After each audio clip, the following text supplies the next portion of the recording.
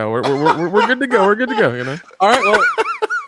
Well, welcome to World Class Bullshitters, the epitome of pop culture. I'm your host, Jeff Nick, and with me tonight is the one, the only, the man of the hour, and the star of the greatest film in history, my black ass, Dion Green. Ladies and gentlemen, boys and girls, children of all ages, I am wife's crazy. Woo! You are.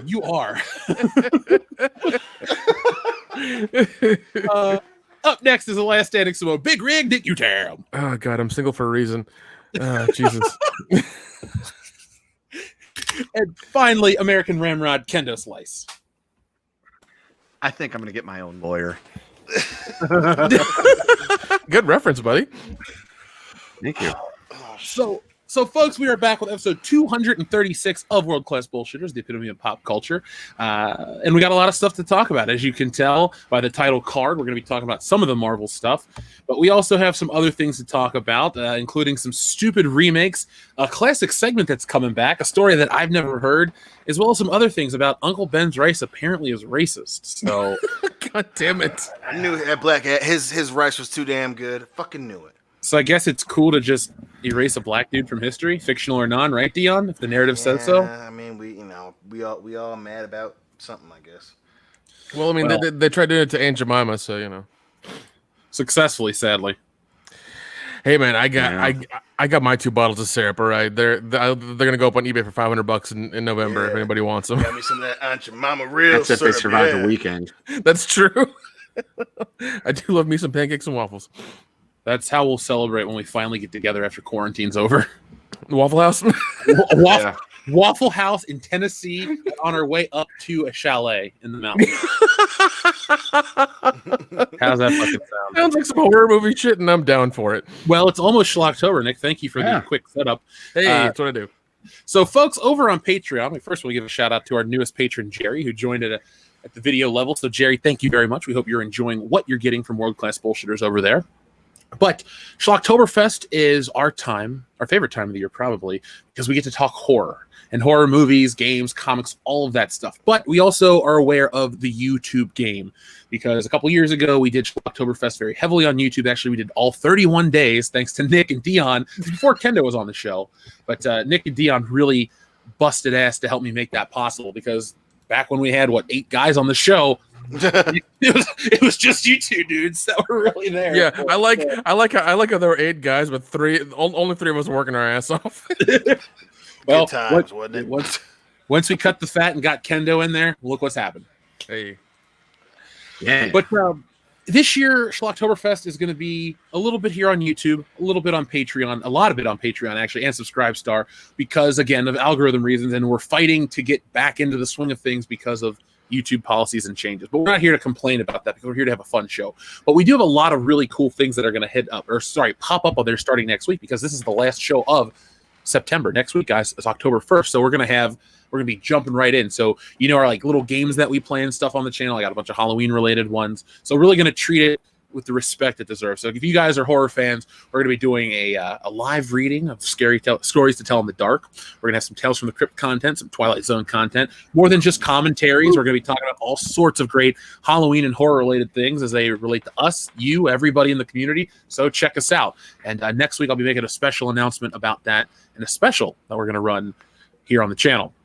So with that out of the way, guys, I want to do one other thing that's out of the norm. Well, maybe not out of the norm, depending on how you slice it up. But I want to give a special shout-out of congratulations to one of our most loyal listeners, American Trent 007. He graduated from college over the week, and I've known him for the last 2 years. He's a great dude. I knew he was working hard for his degree, so he finally achieved that goal. So, Trent, from all of us here at WCBS, congratulations, buddy. And if I see you in January or December up in Michigan, first round's on me. Good job, motherfucker. I know, right? Buddy, good job. I'm proud of him. I feel like, we didn't help. We bought him fish tacos one time. Right. He pushed through. He did his thing. I'm just proud of him too, because now he's got a diploma to go with all them Facebook cowboy pictures. So he can while he's doing all that posing for that eventual calendar, he can put a fucking degree up there. Boom shakalaka. Now we want all types of pieces of you, boy. Now, I did forget to mention one thing briefly when we were talking about Schlocktoberfest because, horror. So AMC, Nick, does their Fright or Fear Fest lineup. Oh, yeah. Today, they announced their Fear Fest lineup. Dion, there's something on here that doesn't fit, but you're going to love it. Oh, God. Really? Yeah. So they got films like Misery, A Nightmare on Elm Street, Orphan, Pet Sematary, Halloween, Halloween 6, Spawn, Tales from the... Oh, wait, Spawn is now a horror film, according to AMC. So you said that and you kept going, and I was like, wait a minute, was that the fucking... We just gotta skip over that? Like, we ain't gonna... We're not going to address the shit? Yeah, I'm the only motherfucker in the room that heard that shit. Yeah, I mean, literally every other film on this list is horror, either franchise horror, one and done movies, something. But there's nothing so off-brand as Spawn. But that's not a bad thing. Spawn's a fine movie. Couldn't say good. It's a time capsule. We'll admit that shit. Oh yeah, definitely. It is. When they did a few comic book movies here and there, and they picked that one to do, and it was there was a mixed.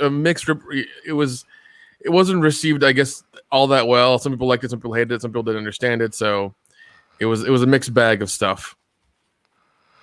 Listen, like I said, I love the shit out of that movie. Obviously, that's my favorite comic character, point blank. Period. Everyone understands that. But even I can admit, don't get me wrong. I could watch John Leguizamo be Violator all fucking day. Michael Jai White, great. But those effects, motherfucking Malbolgia, Martin Sheen and one of the moms from the OC. Damn. Yeah, that movie was 100% 1997, boy. Yeah, they didn't want to put a lot of money into it, and it showed, and that's unfortunate. I think the cartoon that HBO did was a lot of fun, and it was really. Oh, it was dope, yeah. Yeah, it was really an improvement on that, and it was nice. It was nice to keep going from that. Jesus. Yeah, well, you brought it up. CGI. That's some Mortal Kombat level shit. Well, it is the same as Mortal Kombat Annihilation. So. Oh God. Now you will die. The greatest line of any action movie ever is from Mortal Kombat Annihilation. Anyone tells you different, they're lying to you. If by lying you mean telling you the truth, then yeah, sure, we'll go with that. Yeah, so Spawn, there we go.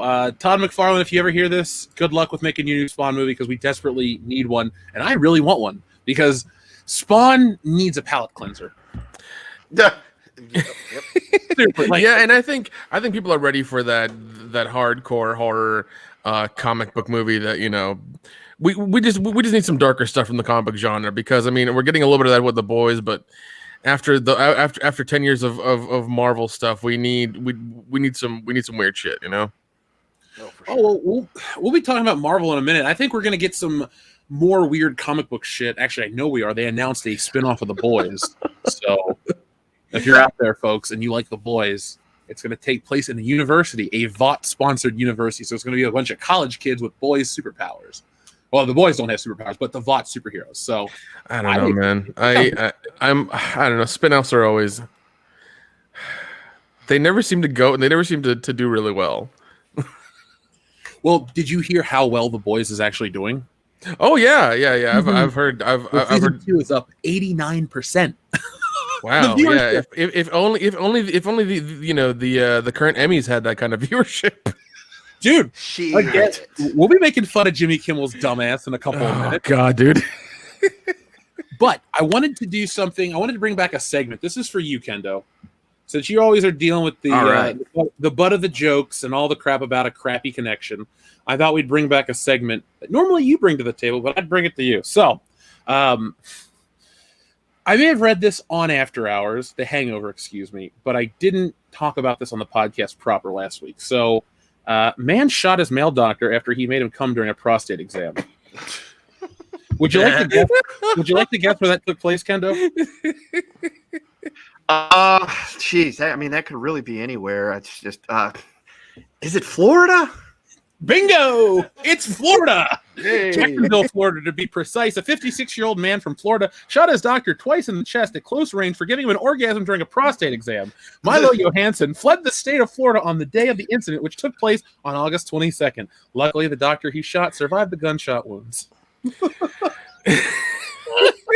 I mean, listen, There's man. I just mean, so many sometimes questions. yeah, when you go somewhere, sometimes a surprise nut is a good nut, and sometimes, that's just not what you were. That's not the brand name you were going for. You know what I mean?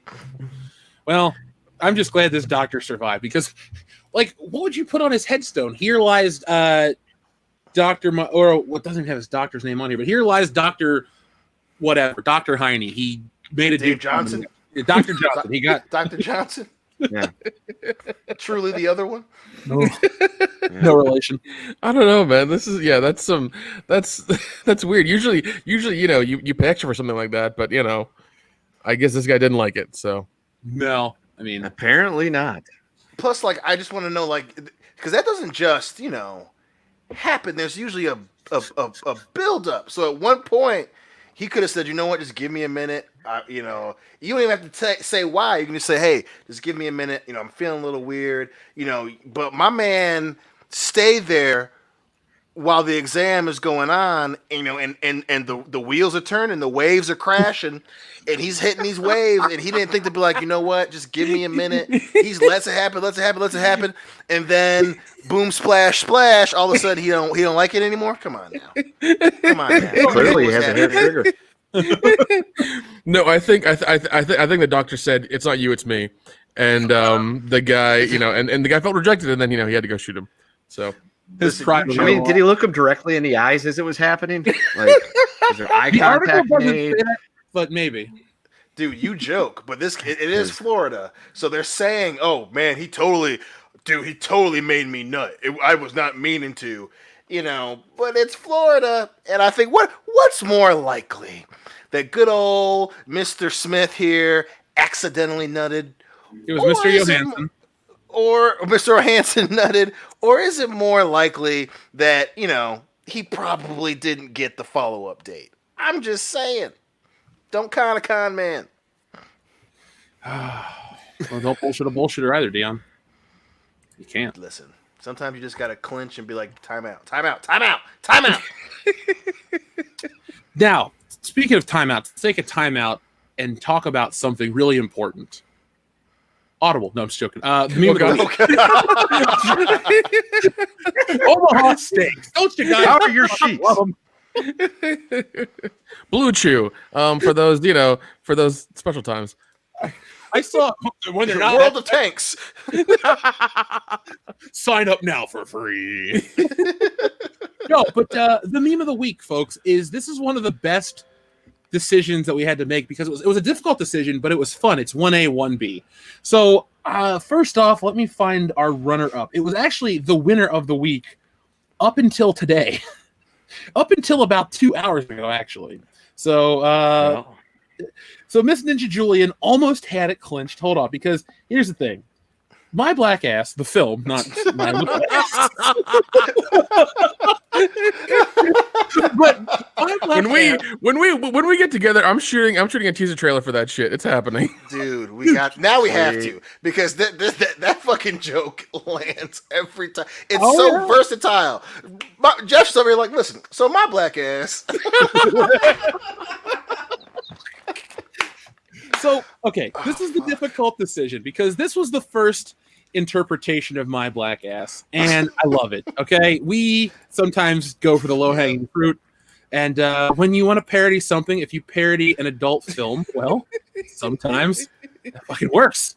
So right here, we have Blacks.com presents My Black Ass versus Your White Ass, Dawn of the Oreo, starring Dion Green, along with his clones and Brie Larson. He said he was going to bang Brie last, but he lied. The best part was, so when I think it was when Kendo showed us, I literally had just watched fucking Commando.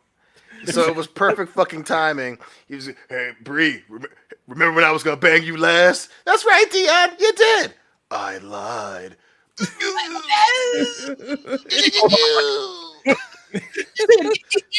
All right, perfect. Oh, so That was the winner up until about an hour ago. And then this one popped up. And sometimes if you take the high road, you win in life. And this one right here from our friend Jimmy, holy shit, this one run. Dion Green, Lena Dunham, my black ass. A great, exhilarating movie. Yeah. Just to wait, hold on. If that doesn't win an Academy Award. The braid, the fucking hair. Oh my god. Oh my god. What poster was that before? I don't know, but I love it. My black so ass. great. I don't know. We Yeah, found 'cause the I'm trying to perfect figure it out, but I'm just like, picture. somebody, Oh my God. somebody knows what they're doing with this with Photoshop. I'm just like, damn, That that is looks so good. fucking That looks good. really good. That was a perfect 2-minute drill right before the fucking show starts. That's a fucking, oh my god, that's a 99-yard drive to the end zone. Fucking, the picture is perfect. You got just some random ass white woman in the fucking background. That's Oh Lena my Dunham, bro. Yeah, Oh it's my Lena. god, that's so good. She's some random white woman. That's what Lena Dunham is to all of us. I mean, yeah, if the Yeah. oh, that's so good. Dion Green, Lena Dunham, a great, exhilarating movie. It won Best Picture at Sundance Film Awards. Now, so Jimmy, you win. Miss Ninja Julian, dude, I was like, you got this locked up. When I got that earlier in the week, I'm like, well, this wins clearly, because we had another one that was of you and I, Dion. Like, it was a wrestling related one. I was like, this is funny. I really like this one. This is gonna win. And then we got Miss Ninja Julian. Like, well, shit, that one. And then this, I had to stop what I was doing and say, Jesse, look at this. And I explained to her the thing, the joke again, even though she was here. And then we looked at this and we had a good laugh. So thank you, God damn, Jimmy, that for is so that. perfect. That is so perfect. Would you? I have one more thing I could do to ruin your night, Dion. Would you like your night There we ruined or go. should we have a fun show? Do it. Now I'm hesitant. Now you have my attention in a bad way. Well, we're talking about games in just a second. You know, people are like, "Oh, WCBS gaming." Well, we're going to tell you about the channel because we're growing on Twitch now all of a sudden, so that's awesome. But we play Tony Hawk, we play Call of Duty. But Dion, I found your video game, sir. Now, this is going to be a Dion Green exclusive, only on our Twitch channel, WCBS Gaming. Now, Dion, I know you don't have the system, so I have to mail you one, but that's cool. That's how we operate. I'm going to have to send you a GameCube so you can get your favorite game, Very Far Away Horse, Game of the Year edition. Horse now even farther away. Rated PG-13. Is that even real? I don't know, but I wish it was. I'm assuming that in that game, all you do is try to get closer to the horse, but it just keeps getting far away, and you never catch it. I mean, I played a game. if that's the way that game goes, I can't say I'd be upset with that. I mean, would you be willing to cross the street in the game to get away from the horse? I just simply cross the street. I don't know if. Oh my god! And then rejoin your friends, 4 blocks down the road. I mean, I don't remember it happening like that. Kendo, it happened like that. Yeah, I was there. I witnessed it. Yeah. That shit Thanks, was- Brian Williams. Oh god! All right. So thank you to everybody who made Meme of the Week happen, who's joining us tonight. Again, we thank each and every one of you guys for joining us each and every week here on the channel. And before we get going, we wanted to read a couple of super chats that did roll in, and then we're going to start talking about Marvel because, boys, we had a lot of stuff happen this week with Marvel, with DC news, with Xbox news, all sorts of stuff. It was one of those hot weeks. So for those that are out there that are going to listen to this show in the future, strap yourselves in because we have a lot to cover. So first off, we had our friend, where did he go? Right here, our friend Deadeye, who says, I have a spooker chat. What horror movie scared you guys the most? For me, it's The Grudge. Both versions. Saw it as a kid, and it still scares me. I love questions like this. Nick, you're going to go first, sir, since you're the horror. Oh my god! Okay, all right. Well, it was more of a recent one that not really recent, but fairly recent. Haunting in Connecticut. I watched it alone by myself in a dark room, and I was like, yeah, it's brand new. I was like, I'm gonna check this out because I missed it in theaters, and it truly fucked with me. It's one of those ones where I had to turn on the lights and watch cartoons for 30 minutes just so I could go to sleep. And I was like, yeah, I'm okay now, I think. So that's the one that did it to me. Nick, you went, so Dion, you go. Oh my god, the one that scared me. The most, I think I'm gonna have to go with Devil's Night because I saw that when I was really young. I think my sister and I were like 8 or 9, and we watched it with my dad. And that one was just, that was, that's one of those B-level ones, and it's just so over the fucking top. When the chick says it in the mirror, and then she gets possessed, and then all they're dying, and then after all the crazy shit, that's one of the ones, especially from back then, where the black dude lives. So it's the black dude and the one, like, the virgin or whatever. And at the very end of the movie, the shitty old man that was going to try and put razor blades in the apples goes to eat a pie. And he goes, "Where'd you get all the apples from, honey?" And his wife goes, "It's from all the apples from last night." And you see him start, and then you see the razor blades go down his throat, and he fucking dies. And the wife comes over, kisses him on the head, and goes, "Happy Halloween." Like, that whole movie from fucking Pillar of the Post fucked me. And obviously I liked it, but that movie, and that ending, goddamn, boy. Woo! Devil's Night for sure. I need to see Devil's Night. Nick, Well, I think it's called Night of the Demons. Is that what it is? Or is it Devil's? Could be. I want to say that we have to Google it because I thought for the longest time I thought it was Devil's Night, but it might be Night of the Demons. Okay. Kendo, sorry, you go. What is your choice? I told you guys about this before. When I was a kid, like 6 or 7 years old, I was over at a buddy's house and we watched Pet Sematary, and that fucked me up for months because we had cats, and we watched that movie in the middle of the afternoon too. So it's like, yeah, it messed with me because it's daytime, but then you go home and I'm sitting there in bed at night freaking out because the little bastard kid from Full House killed Fred Gwynn, and then and then I see my cats come walking into my room like they did every night, and you could just see the shadow of them coming through the light in the window, just shadow of a cat moving along the wall, and it's like, God damn it! And like I said, that I was wrecked for a couple months, and then I got over it. But yeah, that movie as a kid, apparently not all the way. You're having a fucking PTSD episode right now. The pauses in your voice. I'm about to be like, "Yo, dude, you all right?" It's called dramatic effect, Dion. Oh, I don't know, man. You are super honest. But it fucked me up, man. It fucked me up. He never got over.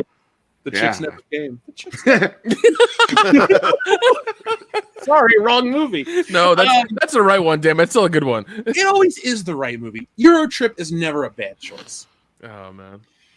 So I'll go and say Jaws made me uncomfortable to go. I wouldn't go in the ocean because of Jaws. That's straight up the truth. And I still don't like sharks to this day. I'm not afraid to say I don't like sharks. That's my one phobia. Whatever you do, don't watch the first 47 Meters Down movie with Mandy Moore then. I love that movie. Well, I will say, in my defense, I'm over the whatever. Because we watched Jaws. I've watched Jaws many times over the years. We watched it up in Milwaukee. We had a good time. We watched Jaws a couple of months ago. We had a good time with it. I'm no longer afraid of shark movies. They don't bother me. But I ain't getting in the fucking ocean with the shark. You make fun of the horses and shit, and he takes it with pride. You can make fun of it. I've seen this picture a few times on the internet. It's where they're showing the movie Jaws and people are on floaties in the water and it's night. I'm just like, no, I'm not gonna play that game. Come on. Dude, I want to do that so badly. The movie, some of those the movie theaters that have the floaty seats instead. I so want to see Jaws at one of those so badly. Oh my god, that sounds awesome. I don't know if I could. That's all I can say. I don't know if I could handle that right now. But the one movie that I'm trying to think of something that really still gets to me to this day, Big Joe, he sent a super chat in and says, "I saw Texas Chainsaw Massacre when I was 5. It now takes a lot for a horror movie to do anything to me." Dude, Big Joe, I saw I saw Texas Chainsaw Massacre in the 8th grade, and it just creeped me out because of that realistic presentation, John Larroquette narration. That got me. But Halloween, the first time I ever saw Halloween as well. Funny thing though, everyone was afraid of Freddy Krueger as a kid. I didn't know what he looked like, but I was still afraid of the concept. And then I finally saw Nightmare on Elm Street when I was 15. And I was like, oh, it's a good movie, but I've never been scared by that. Yeah, that one was one of those fun, obviously, a dude in your dreams and shit. But that one, I love Nightmare on Elm Street because it's so outlandish. That even the majority of kids are like, yeah, this is scary. The first one, for sure. But even kids are like, yeah, this shit, in my dreams, good, nice try, pussy. Kids understand it. But yeah, I fucking adored Freddy Krueger as a kid. Same thing with like Jason. You know, as much as like Halloween was done more realistically. The first two Friday the 13th are just so fucking silly. It's not really you're not gonna lose any sleep. Like you're like, oh, that's a pretty good slasher, but they're so over the top right from the jump. Those never really fucked me up. But the original Hitcher scared the shit out of me. Holy as a kid. shit! Such a good movie, though. The new one is awesome, but oh my god, like the original one is so it just obviously it's one of those perfect combinations of horror, but it's a crazy thriller. That one fucked me up as a kid. I was terrified of just going places in general after watching the original Hitcher, dude. That one as a little kid. Imagine if he rode it on a horse to chase those people down. Motherfucker, I'd have been in that theater. I'd have been like Audi 3000. See ya, done. I'm moving my ass to the city. Done with this fucking my black ass is going. That's the prequel of My Black Ass. You know what the beautiful part of My Black Ass is? It's the character arc. Yeah. The best part about My Black Ass is that it has infinite amount of sequels. My Black Ass takes New York. My Black Ass in Space. Yeah. Dude, Of course, don't forget the spin-off series, My Black Taint. My Black My Black Taint. You should have watched that. Since she popped up, Jesse, one of her movies that scares her to this day and it creeps her out is Signs. M. Night Shyamalan. Straight up though, there's something about it. Some of the ways he does it really well early in the movie, where he blows it all by just showing you too much of the alien, got me. Like it had that Hitchcocky, like, ooh, what is this thing? That got to me a little bit. It still does. I like the idea of My Black Ass in Spain. Oh my god! I don't know why, but what was that movie we watched? My Life in Ruins. My Black Ass in Ruins. My Black Ass. My Black Ass in Ruins. Oh, My Black Ass Road Trip Edition. Oh god! My Black Ass on a road trip. No. My Black Ass Scared Stupid, the Halloween edition. Yeah. Yep. My Black Ass. That's a good one. That's a good one. What My Black Ass on a train. Yeah. Don't forget the best one, My Black Ass in Jail. yeah. That one's a documentary. Oh Jesus! I was gonna say My Black Ass is Christmas, but Nick had to go there. Oh. Oh God! So all this black ass talk has me excited. Hey, I don't discriminate. Skin color is nothing. It's people are people. I judge on character. Oh my god, that's a hilarious one. What? Z-Hole put up My Black Ass in Bangkok. I'm just like, god damn it, that's good. Ooh. Speaking of Nick, speaking to you, Dr. Coffinail says, why the F is the 78 version of Dawn of the Dead Blu-ray out of print? WTF? Oh, that's because the UK distributor, Second Sight Films, is putting out a crazy box set of the limited edition Dawn of the Dead in Blu-ray and 4K, coming out October 26th. That's why. It's a giant... It includes a 150-page hard book about the movie and the novelization, a documentary about it, even with Tom Savini, all kinds of things on there. There's like an hour-long documentary on the making of and everything that happened with it, all the versions of it, so that's why. I just want to give a quick shout out to Shadzar. Stop or my black ass will shoot. That fucking wins. Yes. Now, Yep. folks, meme of the week challenge for next week is to make a movie poster with the words "my black ass" and riff on it. So if you took "my black ass" and put a black ass on Estelle Getty's face and sent that to us, we wouldn't show it on the show, but you'll still win the prize and we'll contact you. So straight up, any movie title, mash up into my black ass, like Spider-Man into the Spider-Verse, into my black ass. There you go. Perfect. There you go. Dr. Coffinail, you're welcome, sir. Also, Tucker and Dale versus My Black Ass. Yeah. My black ass with a vengeance. Yeah. Yep. That's a good one. Also, Dr. Coffinails, if I remember to get the link, I found an HD rip of Dawn of the Dead on YouTube, and it's been there for 3 years. It's a Blu-ray rip. So I was looking at that yesterday just to see if the quality was good, and it's 1080p. So if you're dying to watch it right now, it's on YouTube. I don't know if that's legit or not, but I do support buying Dawn of the Dead because it is an excellent film, and may you rest in peace, George Romero. Now, Sweet God says, horse, Dion, Dunham muff crumbs. Tom Cruise in space equals spam sprues. Sorry for the weakness of jokes. Tired. It happens.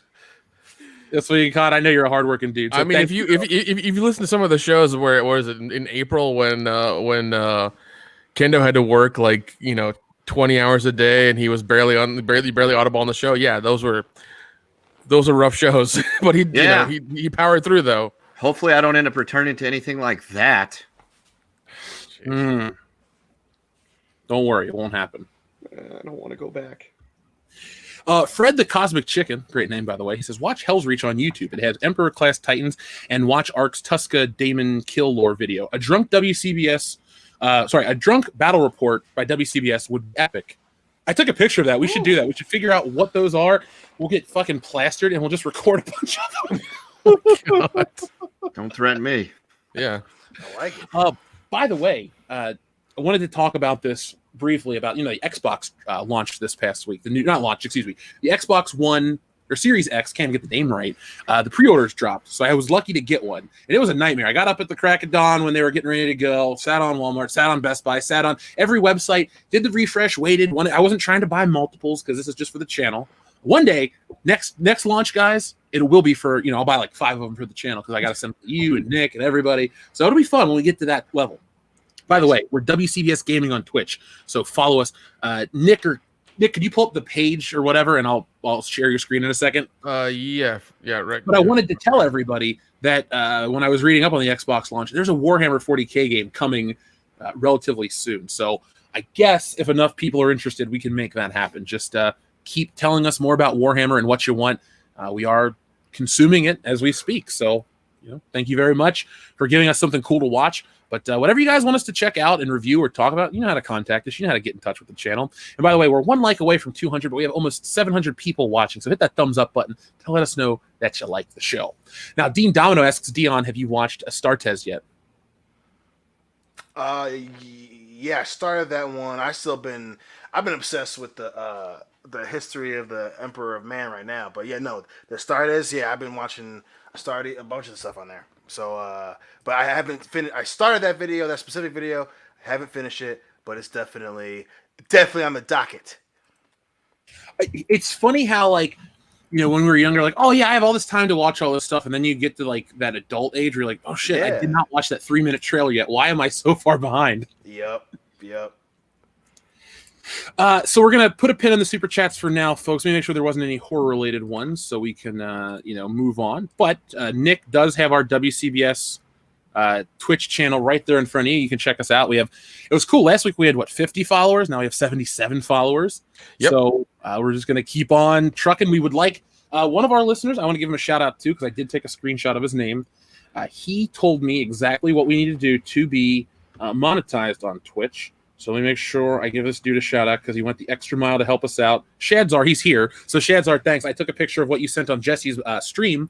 And so we need 8 hours, 7 streams, 50 followers, and 3 concurrent viewers over a 30-day period. So let's make that happen right now, guys. I'll take the initiative to do some Tony Hawk stuff, some Borderlands 2 stuff, and we'll get ourselves established on that platform. And that way, too, when it comes time to stream certain things that we can't do on YouTube, nothing too lascivious, but still, YouTube has weird policies.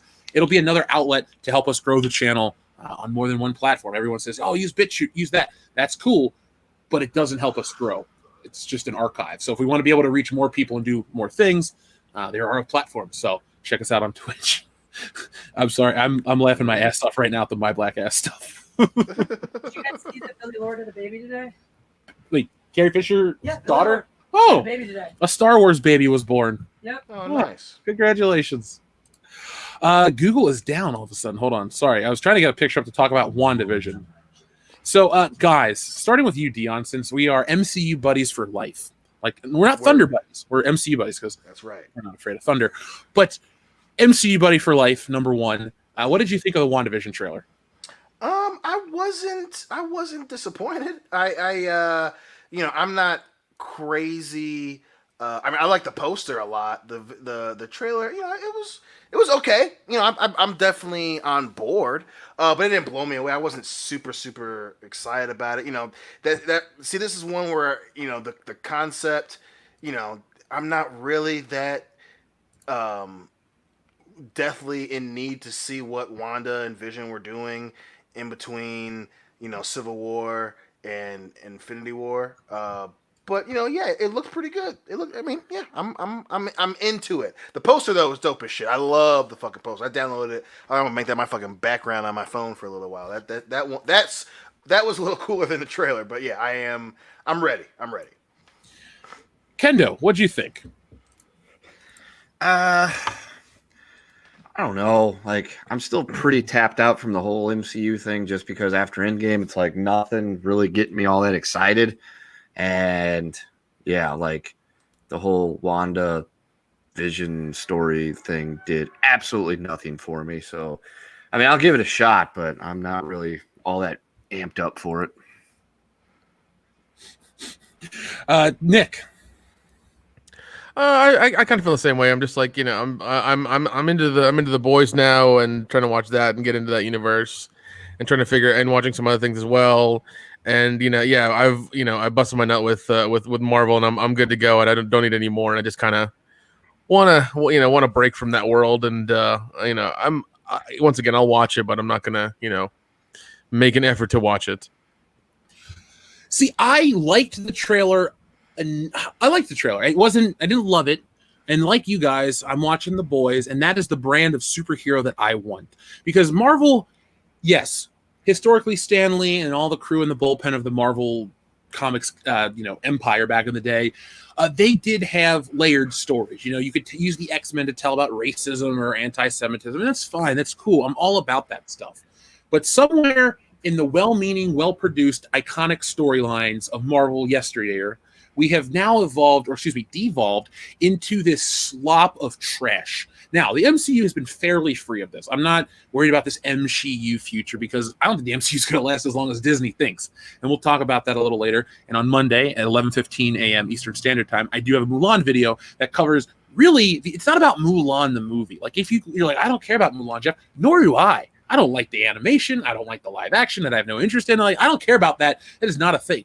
But Disney selling their soul over the course of the last couple of years and being called out across the world is very telling of where they're going to go in the future.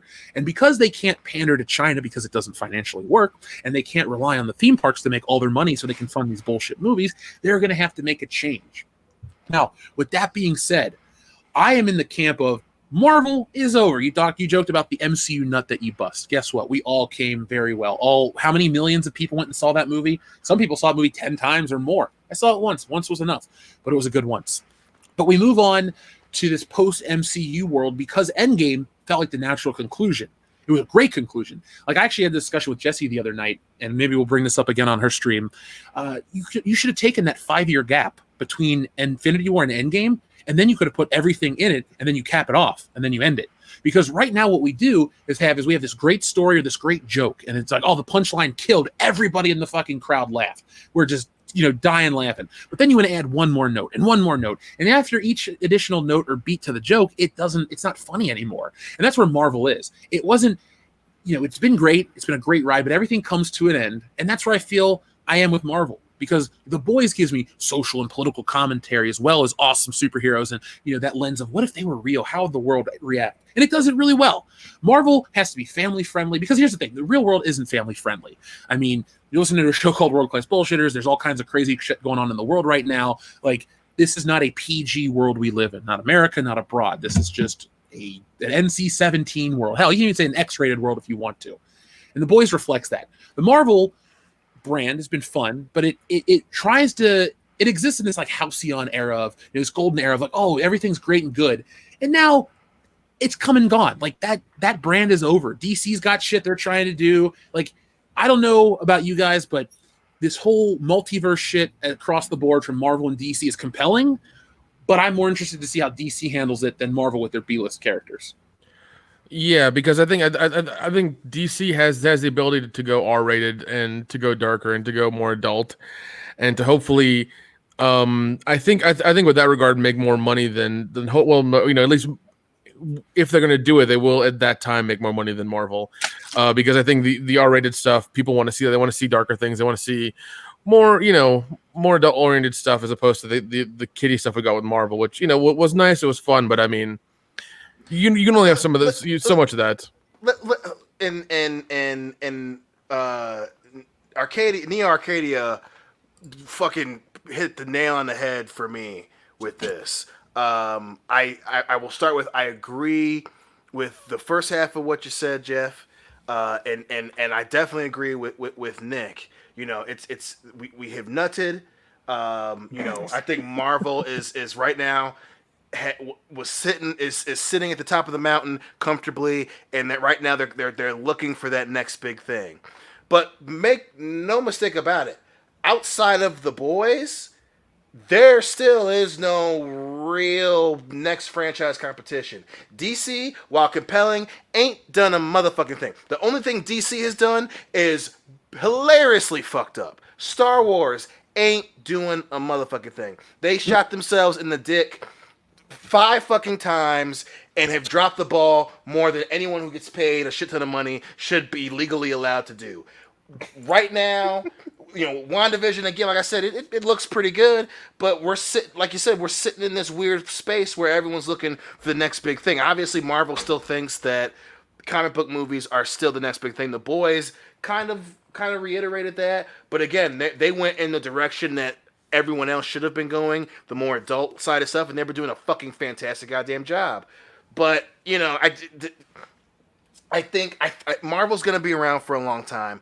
But yeah, right now, The Boys is the only fucking competition. And while they're knocking out of the park, you know, they don't have a whole universe just yet. So they're still catching up. And listen, DC is that fucking, they're the kid that when they were born, everyone was certain they were going to find dad's gun and fucking kill themselves. Jesus. They're barely, damn it. DC is barely out of middle school where, like, we're pretty sure they're not going to shoot themselves in the head, but there's still a chance that they fucking do it. Like, DC has not, they're not out of the fucking woods, and Star Wars has blown their own fucking head off. They like I said before, they love the taste of the barrel of that shotgun, and they Kurt Cobain themselves. They're fucking Star Wars is done. So Spicy meatball there. Listen, all I'm saying is I think right now we're just kind of either we're waiting for Marvel to really fuck up, or we're just waiting for that next big thing. And I mean, personally, I think the boys have it on the right track. If they just, you know, that spinoff works out well, you know, they're probably going to be next up. But man, listen, Marvel is still the king right now, and until somebody else takes their head out of their ass, they're going to be around for a while. Well, Marvel is the king, and I'm not ever going to dispute that. Because of the quality of the boys, it's going to become a more universally accepted show. What I'm saying with reference to the boys is, I am a superhero fan, a comic book fan, you know, dyed in the wool for life. Yeah, even fucking internet gas can't kill my love of classic. Internet gas, you say? That's I'm hard to not say, internet no. gas or B negative or whatever his dumbass shirt he wears was. But the thing is, Dion, is like you, we're both diehard comic book fans. I acknowledge that Marvel's the biggest thing. I'm not saying anything to the contrary, but personally, my attention, my heart is in the boys. Like, I'm more interested to see what happens to A-Train after he's been kicked out of the 7 than anything that Thor's going to do. Do I really need to watch a movie where Thor pals around with Natalie Portman and a couple other people, a couple chuckleheads for 2 hours while they make a bunch of jokes? No. Like, is it just me, or is Homelander kind of fucking terrifying? Like, Homelander's scary, and that's why the boys is doing the right to go in that scary, you know, obviously, you know, superheroes, and rightfully so, have been so romanticized. They were the first to, like, get off the ground and make it scary. And again, I still, you know, while Marvel is it, but I think the future of the comic book realm is definitely the more mature, and I think that's why the boys are going to be, you know, maybe not, you know, they might not ever get to Endgame, Infinity War levels, but they're gonna be a huge fucking deal. But dude, Star Wars couldn't get to Endgame and Infinity War levels, and it's Star Wars. I mean, come on. Exactly. Now, the reason why I think Marvel's foothold isn't as secure, though, is, I mean, you have a guy like Christopher Payne in the chat who says, "I've been a casual moviegoer for Marvel. I just watch the event films for the most part." So we do have to take into account there are people that go watch the big event films that aren't as invested in Marvel as a whole. They're like, I want to go see the big summer blockbuster. But now Marvel is taking it to the smaller screen, and we're going to talk about Phase 4 in a couple of minutes, but everything is now off-brand. Like, you want to watch Captain America? Well, he's dead, in quotations, but we can watch Winter Soldier and Falcon. I like those characters, but I really want to watch Captain America. Well, you can't watch Iron Man, he's dead, but you can watch She-Hulk. What about the Incredible Hulk? He's tied up in licensing rights with Universal. You don't want him anyway. My point is, like, for your average moviegoer, like all Marvel's IPs, they're big A-list properties. The funny thing is, for years, everyone's like, we got to get everything under one umbrella, then it'll be great. Once you introduce Spider-Man into the fold, then the MCU starts to trip up on itself a little bit because it was pretty seamless for the most part. Was it perfect? No, but they were doing the right shit. Once you try to bring in new characters from the outside, like Sony, who technically owns the movie rights to Spider-Man and shit, then it starts to fall. But now we're at a point where WandaVision, I liked this trailer. I'm compelled by what I saw. Let's be honest, though. Wanda and Vision aren't A-list superheroes. They're not going to get everybody in the world to sign up for Disney+. And guess what? Last week, when everybody thought Mulan was this huge hit, new news has come out that Mulan wasn't as big of a hit on Disney+ as everyone reported before. And this is from Bloomberg. So I'm just saying, like, Disney has fucked themselves in their black ass because they cannot move forward. God damn it. You know what we need is a button that we press it as a my black ass counter. And the card ding every time. We'll see if Tom from Midnight's Edge can help us make a graphic or something. But my point is, like, their streaming platform obviously is viable. I mean, whatever. But I don't see them Marvel brand bringing in as much money without A-list superheroes and ongoing narrative threads. Yes, this is a continuation of that shit in this show. But again, we've always been like, all you have to do is see all the movies. Now it's you have to see the movies and watch the shows. And it's like they're throwing the movies under the bus with bullshit like Eternals, and Black Widow got pushed back, and everything got pushed back the next year. And then this is it. This is their big presentation. I just don't think it's a strong enough presentation to make 500 million people go out and sign up for a streaming service. Right. Yeah, and even with the shakiness of Mandalorian season 2 that's coming out at the end of the month, people are, I think it's really going to hurt their streaming service as well, because people are going to be like, if they've had it for a year for free and they have to pay for it now, they're going to be like, maybe I don't need it. Maybe I don't want it. Maybe I'm not going to pay for it. Maybe I'll just stick to the top 3 and not really worry about Disney. That's what I'm about to do. I think my free year expired. I'm done. Well, make sure, man, don't get charged for that shit, because I'm pretty sure they're not going to refund your money if you all of a sudden get charged for it. Right. Disney charges me, I'm gonna elbow drop Mickey Mouse to hell. Do it. Yes. Do it. On his black ass. Yeah, Mickey. I mean, he would have a black ass, right? Yes, he would. Theoretically, yeah, we're talking. Yeah. Should I ask Google what color Mickey Mouse's ass would be? Yes. I don't know if you want that in your history. That's true. I don't. Thank you, Dion. I'm gonna leave that one. The answer is yes, folks. Don't look. We are not family. So with the WandaVision trailer, everyone keeps talking about the House of M and how this is going to introduce mutants and all this multi-dimensional stuff. So on the TV front, we have the multi-dimensional aspects of WandaVision, possibly, because Wanda can break reality with her powers. That's, House of M, the storyline that everyone thinks that claims this is referencing. It's about Magneto and Quicksilver. They have Wanda in this cave, and she's, having issues. And the X-Men and the Avengers realize that since her powers are whatever, they have to kill her, because mutants know that if her powers get out, or the word gets out that she has powers that can, do alter reality, that's going to send mutant human relationships back to the past, or back to the Stone Age is what they say in the book, I believe. And then the Avengers have that moral dilemma, but Wolverine's like, yo, we have to do this. So they go to kill her, and then she goes, no more mutants. And Spider-Man wakes up and he's a TV star and all this stuff. But this is my problem. Like, Civil War did this, but I gave it a pass because it's part of an ongoing narrative structure, and it was awesome. Because at the end of the day, Civil War is is Iron Man versus Captain America. That is the big dilemma, right, left, politics, whatever the hell you want to imprint on those characters. It's Cap, Iron Man in the book, and in this movie, we got it.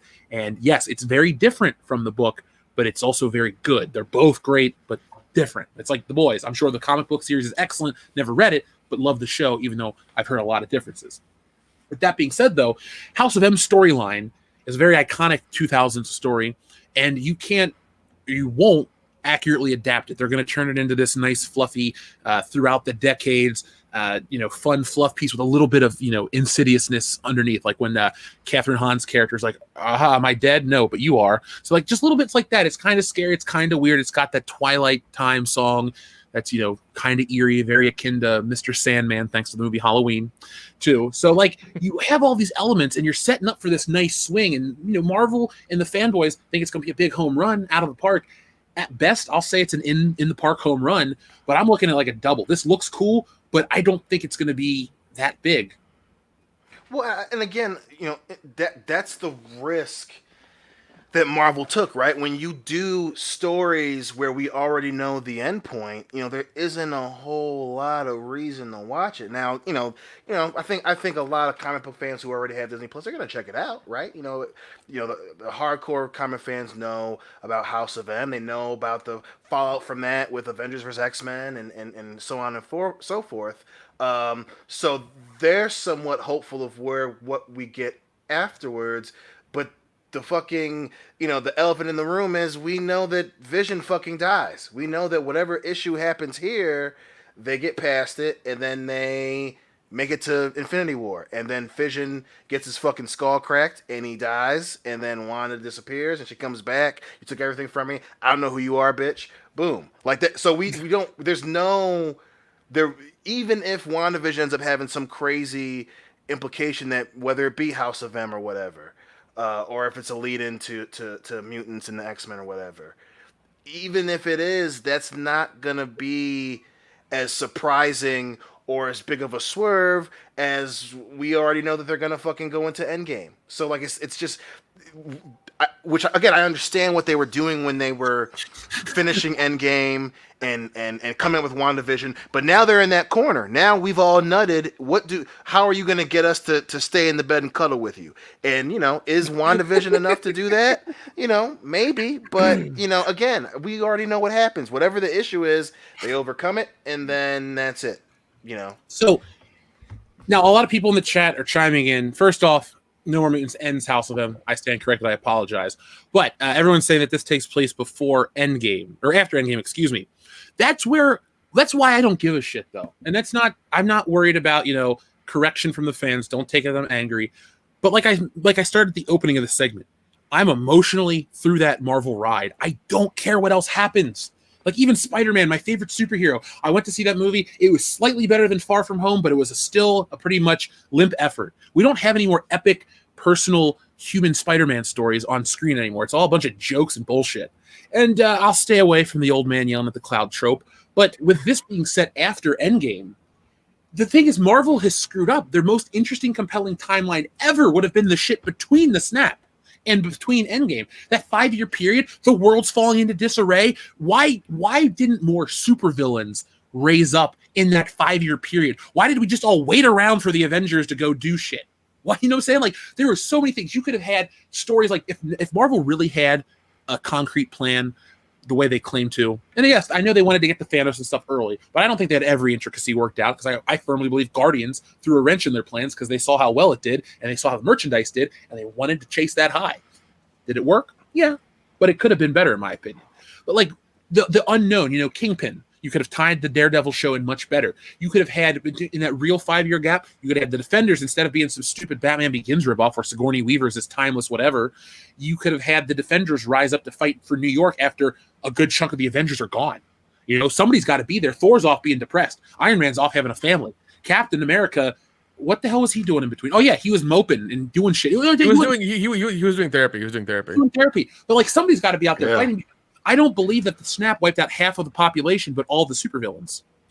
Right. Well, not only that, and that was the problem. As much as I love, and sorry, I'm going to cut you off. I want to be real quick, Nick. But that was the 5-year gap issue, right? And then they used that to, instead of saying, "Hey, now Spider-Man's an adult," they used it to hold on to him being in fucking high school, and then like you said, that opportunity. Now they weren't going to wait our time 5 years with RDJ being fucking in his 50s and all this shit. Like, they weren't going to wait that long, and they could have just filmed him back to back still and released it. Right. I mean, they could have done that. And again, I wouldn't have been a problem. But yeah, that they wrote themselves into that corner. So now we have a lot of questions that we're not, instead of focusing on the 5-year gap now for after Endgame, you're focusing on after. Like, it's like you guys have a fucking huge amount of stuff to do. I mean, you could come out with the missions that that what was left of the Avengers were running in those 5 years. You have an opportunity to do some really cool shit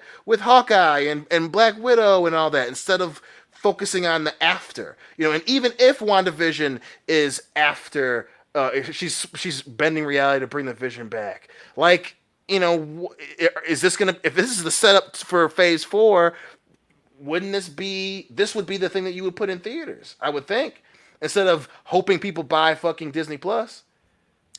Yeah, and I mean, like, I mean, they did that with the Shield show as well. They tied it into the movies for the first few seasons, and people got bored of it. And then you had also the other show as well that they tied into the movies. I forget what it was called. Oh, Agent Carter. I think Agent Carter, yeah, and it was. I think it was too much for people for the general population to handle, because they had to watch the show and then watch the movies and watch the show and watch the movies and keep up with all the shit, and it was just kind of like, it was too much to keep watching and keep track of to know what's going on, and it was way too much. And I think I'm with you guys. This needed to be during like the 5-year period of nobody being there. Like, yep. Cap's doing therapy, but I mean, I'm sure he would have rescued people in between that. Like, he's not just gonna go do therapy, go home and play video games, whatever. Like, he's gonna probably do some other stuff as well. But even that, you would follow Hawkeye during his revenge rampage and just going through and killing kingpins of these giant mobsters or whatever, and just having him do stuff. Like, you could have gone through that and dude, all kinds of things. You know what would have been incredible to bounce off that idea? If you would have had Hawkeye go on a revenge tour, had a team up with the Punisher. Fuck, dude. You talk about Defenders and Hawkeye, or Ronin, excuse me. Defenders and Ronin, that writes itself. And hear me out too. What you could also do, if you wanted to have this like emotional moment, you could write the entire story where essentially Hawkeye's going down this path, Frank's been down this path, and Frank could be the subtle voice of reason. Then at the end of the series, make it a one season show. You don't need to milk it. It's just one season, and you're just like, wow. So like Hawkeye has this moment, and then Natasha could come to him. Like, here's the thing, you don't have to be bound by the couple things they put at the beginning of Endgame. Like, you could have done a ton with this. Oh yeah. Well, I mean, you could probably do 5 solid seasons and then end it. 5 seasons, 5 years kind of thing, just kind of go through that and then end it in a solid place. So don't fucking overdo it and make like 10 seasons or some dumb shit like that. Just do 5 solid seasons, end it, done. By the way, make that your arc. We forgot the Inhumans show, just like most of the world. Yeah, we don't talk about that. We specifically didn't bring that shit up. I specifically refuse to acknowledge that was a thing that kind of happened, and ABC fucking ABC'd it. Well, remember, it had like a theatrical release for a minute and everything. Yep. And then it was fucking ABC shitty TV quality. It's Disney. What do you expect, bro? Dude, it was so fucking bad. And if anything, you could blame Inhumans on fucking up the plan, because they pushed it so hard, and it was so fucking bad that they fucking panicked. We also forgot Cloak and Dagger. Oh my god! Dude, and wasn't there the Runaways as well? Yes, there was. Yep, and that got canceled immediately. Oh my god! There's all these shows that nobody watched for good reason. But they were so bad, and it's like, why wouldn't you? If you believe something, you believe it all the time. If you believe in these properties, you fucking spend the goddamn money to make them good, and then you fucking roll with it. You don't half-ass it and you give it to fucking TV directors and TV studios who only know. You mean to tell me you trusted ABC, who has one of the highest rates of canceled fucking shows in the history of television? You thought that they were going to be the ones to take Inhumans and do it well? Come the fuck on, bro. Come on. And on top of that, you have, well, realistically, the reason for all this shit, all these Inhumans push and all this, is because they didn't have the rights to the X-Men. And I don't have any kind of paper proof or anything like that yet, but I'd bet outside of Spider-Man, the X-Men makes Marvel their most money. Historically, they have for decades, because the number one selling comic book of all time is still X-Men #1 from Jim Lee. I think it sold like 8 million copies or some shit like that. You can get the book for $0.25 these days. That's how but the thing is, it sold so well. We had the X-Men show. The X-Men toy line was gigantic. Nowadays, yeah, everything's dude. under the Marvel Legends banner, but back in the day, you had specific toy lines for specific characters. And yeah, they were all made by Toy Biz, and they were roughly the same scale, so you could play with them together. But it was not like, oh, the Marvel characters are in one box. It's like, no, the X-Men have their own brand, and they're the most popular. They had tons of games. They were the first to the movies on the scale they were. Because, yes, you had Blade in 98, and I'm never going to take a single thing away from Blade. It came, it had its trilogy, it was hugely successful, but it's ended and been rebooted essentially with, was it Marahasha Ali or whatever his name is? Yeah. I apologize. But, like, the X-Men just kept going, and they're still a part of culture to this day. And the story was that Marvel canceled or wanted to cancel more books, and they stopped making action figures because Fox was getting, they're basically promoting a Fox movie. And so this was them playing hardball. And I don't think it worked because instead of having this like flawless transition between different mediums, they have these really ugly remember me. And then all it is to make more money or screw somebody over who had the rights to a property that you shouldn't have sold in the first place. Well, and listen, I'm and again, I don't want to shit on Marvel too hard for all that because they had to do it because they had to keep the fucking lights on, and I understand that, right? But the thing that pisses me off the most is everyone's so goddamn greedy they can't work together. Never forget the reason why Marvel got Spider-Man back into the MCU was because Sony had done so poorly with the Spider-Man movies that it was radioactive and they needed to get fucking Spider-Man back, and they used it to rebound with fucking Venom. Fucking 20th Century Fox was so goddamn greedy that they couldn't work with Marvel Studios, and they made X-Men radioactive so much so that Disney fucking bought their whole fucking catalog. Like, it's just, it keeps, and again, this is like accidental that we keep coming back around to this shit, but it's the love of that fucking shotgun barrel. Like, they just love the taste of it so much. Like, you can't, it's fucking amazing. Like, imagine everyone listening to this show, us on the show, everyone has lives, they have shit, they got jobs to do. Imagine being so stubborn that you fuck up your own life. Like, and the only reason these studios are able to do it is because they can afford to make a $250 million flop. Like, it's, that I just want to make that distinction. Like, that's the reason, that they wrote themselves into this corner and tried to bring up, like you said perfectly, Jeff, the fucking Inhumans, because they were too goddamn greedy to just fucking swallow the fucking humble pie and make a fucking movie with 20th Century Fox. Yeah, because let's see, the MCU's been around since 2008, and Disney bought them in 2009, so they've had Disney money since before the first Avengers movie. And what was Marvel doing? What was Fox doing? Well, Wolverine Origins came out in 2009. Yep. So we could have spared ourselves that movie or the Wolverine. The Wolverine's okay. I'm not really going to dump on it. I bought it on Blu-ray. But, like, you could have had Hugh Jackman and that classic X-Men crew if they didn't screw up. You could imagine if they just fucking, like, and especially by that time, Marvel was hot as shit, right?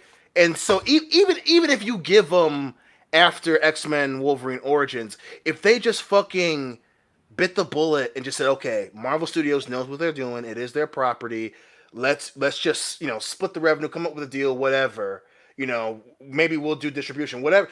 Oh my god, if they just fucking bit the bullet and put 2009 2010 X-Men in the MCU, oh my fucking god. My god, they'd be in a way better fucking position. It's fucking insane to me. And it's funny how, like, a year ago, we're talking about the biggest movie ever made, and then the following year, we're all discussing, where did it go wrong, or how is it dead? And people think, oh, that's crazy talk. It's not dead, it's not this, it's not that. I understand that. Exciting. What? I said it damn sure ain't exciting. Oh, boy, phase 4 of Marvel. It's like, eh. Well, I have great news for you because, Kendo, when you have something you don't want to do, pushing it back, a.k.a. The word is escaping my mind, procrastination, it's great to procrastinate because Phase 4 has been pushed back. Did you guys hear about this news? Yep. Yeah. So, May 2021 for Black Widow and July for Shang-Chi, November for Eternals. Now, I'm just going to go out and say I think Eternals looks like shit, and it's going to be a one-and-done film. It looks fucking terrible, dude.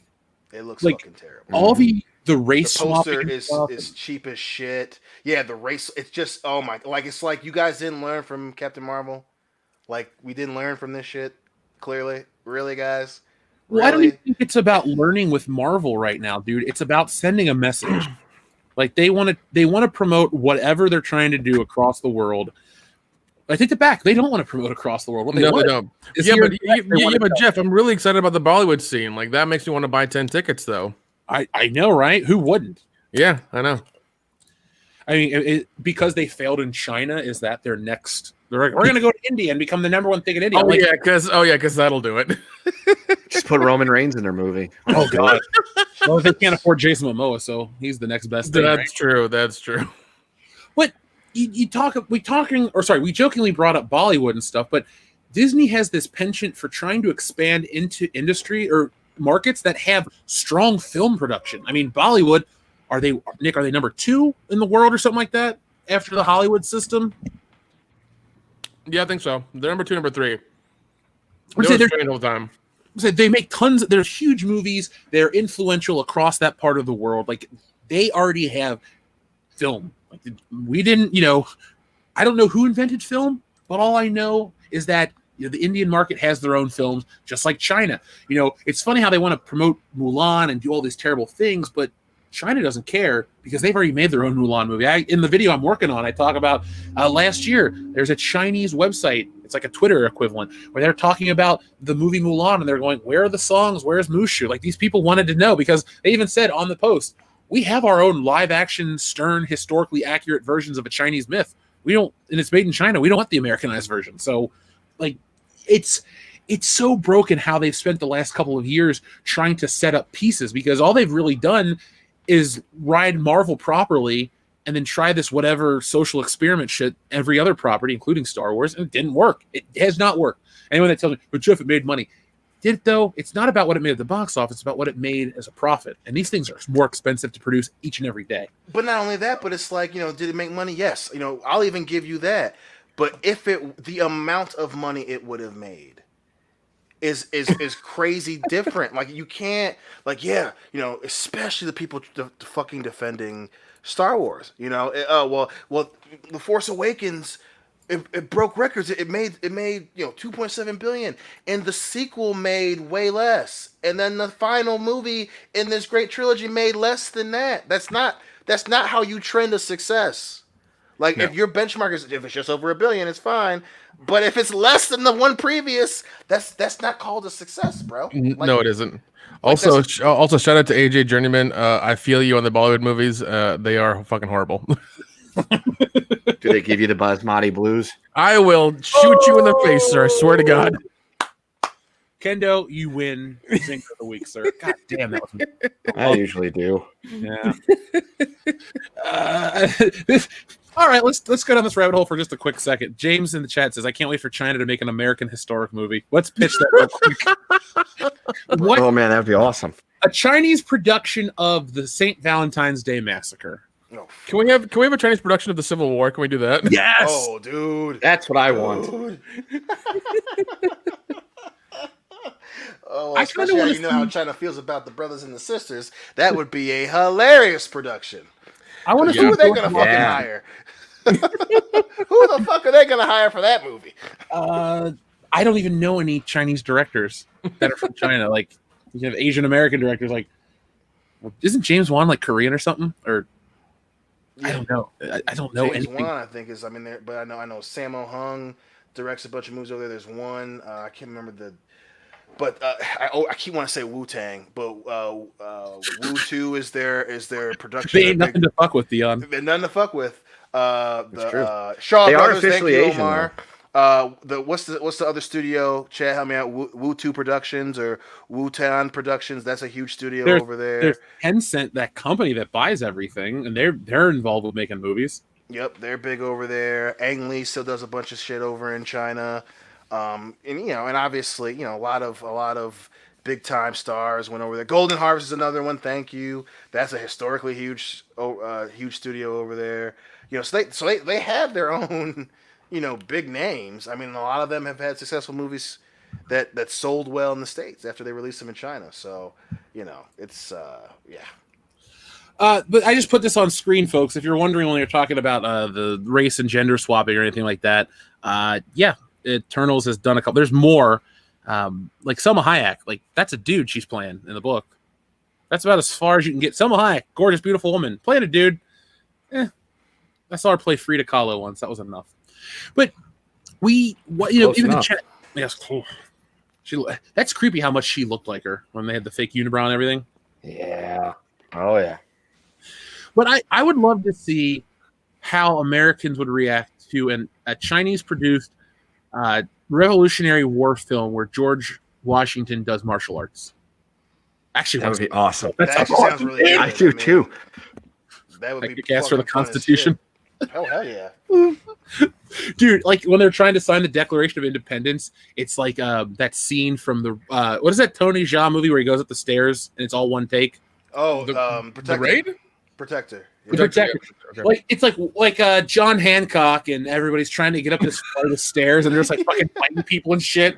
And these like old timey phrases, and then they get to the top and they sign the Declaration of Independence, and then Nicolas Cage swoops in and steals it, and then the movie. He came back in time. Well, you know that Nicolas Cage was signed to do a fucking Chinese production movie. That motherfucker got bills to pay. Well, I know. And the movie ends with George Washington fighting King George III on top of like the Tower of London. It would be awesome. I'm okay with all this happening, but I remember hearing that they're trying to do a third National Treasure movie. Sign me up.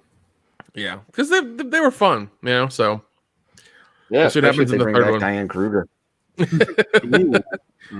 I like her. Can the third one please be about the Illuminati? Can we go ahead and have that one? That'd be a fun movie, right?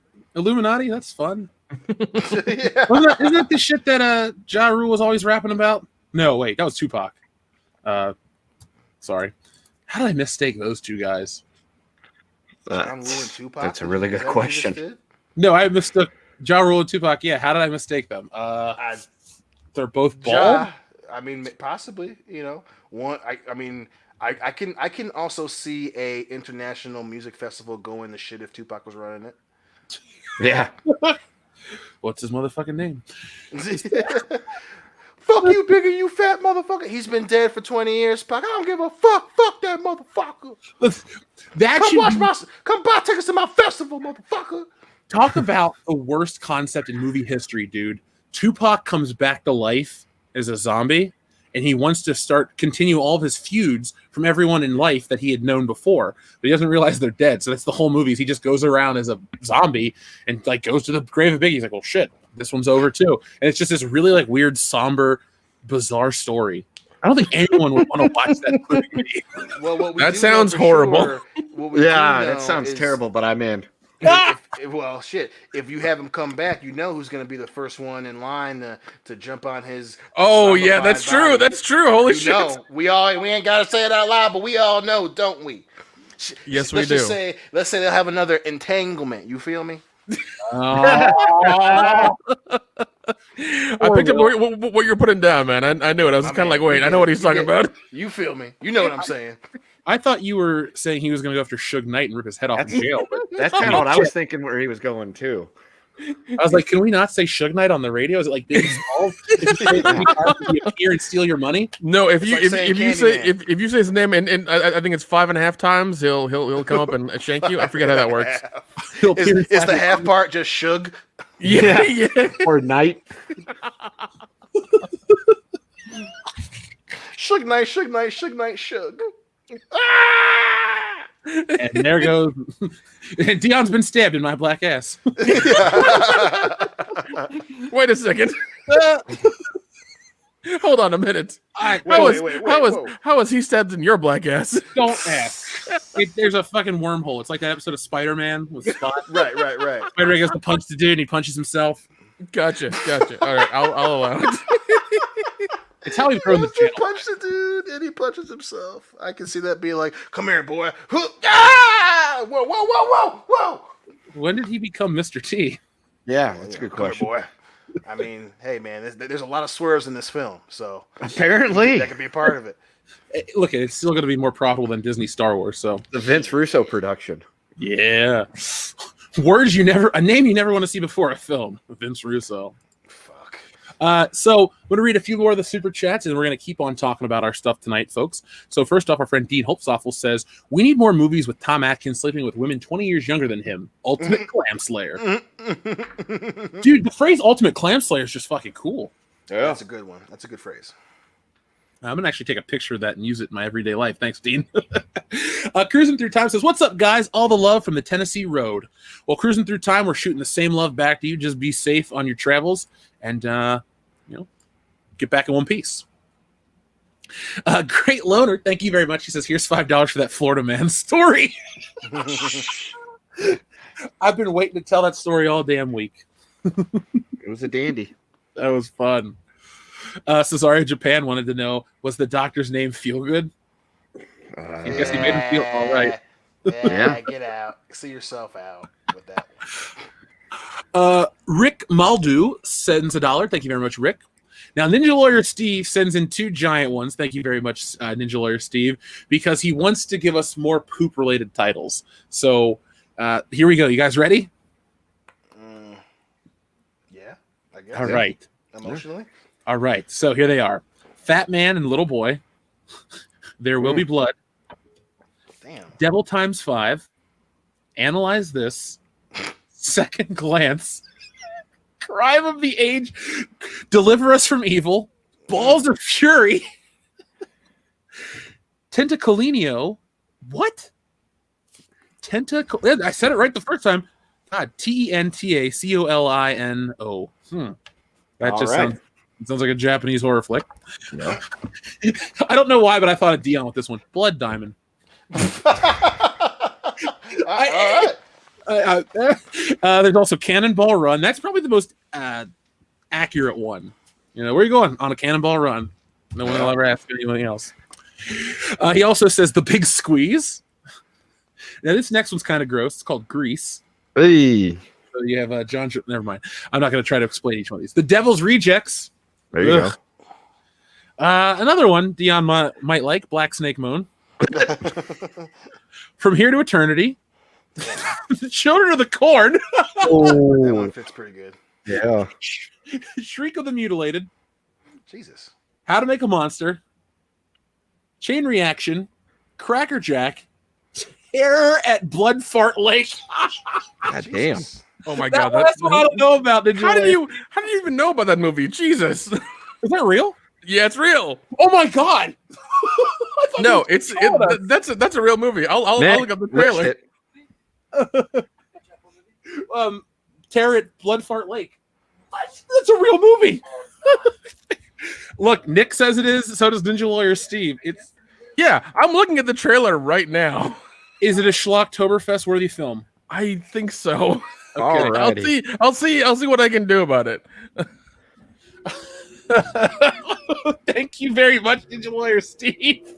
Terror at Blood Fart Lake. I'm kind of sad that we didn't come up with a film called that. Like, the name World Class Bullshitters is perfect for us. Dude, we have. Well, you're a black ass, but my black ass. We have that. We have my black ass. I wish you would have just said that. Yeah.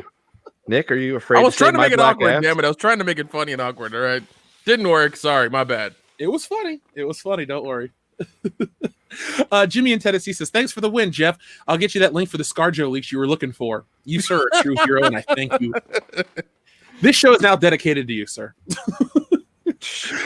Big Joe, we did read his earlier, but he says he saw the Texas Chainsaw Massacre when he was 5, and it takes a lot for a horror movie to do anything for him now. Like I did mention that. I did read that one earlier, Big Joe. But yeah, Texas Chainsaw Massacre, that first one did get to me when I was in 8th grade. Funny story, though, about Texas Chainsaw Massacre, the remake, Nick. The one that had Jessica Biel. Mm-hmm. So I was in high school. I was at my grandma's house. For some reason, I had to stay over there. And I put on a movie. And so she was my aunt and uncle. And they had okay movies at best. I mean, they were TV people movies or whatever. But they had Saw, and I had never seen the first Saw, so I watched it.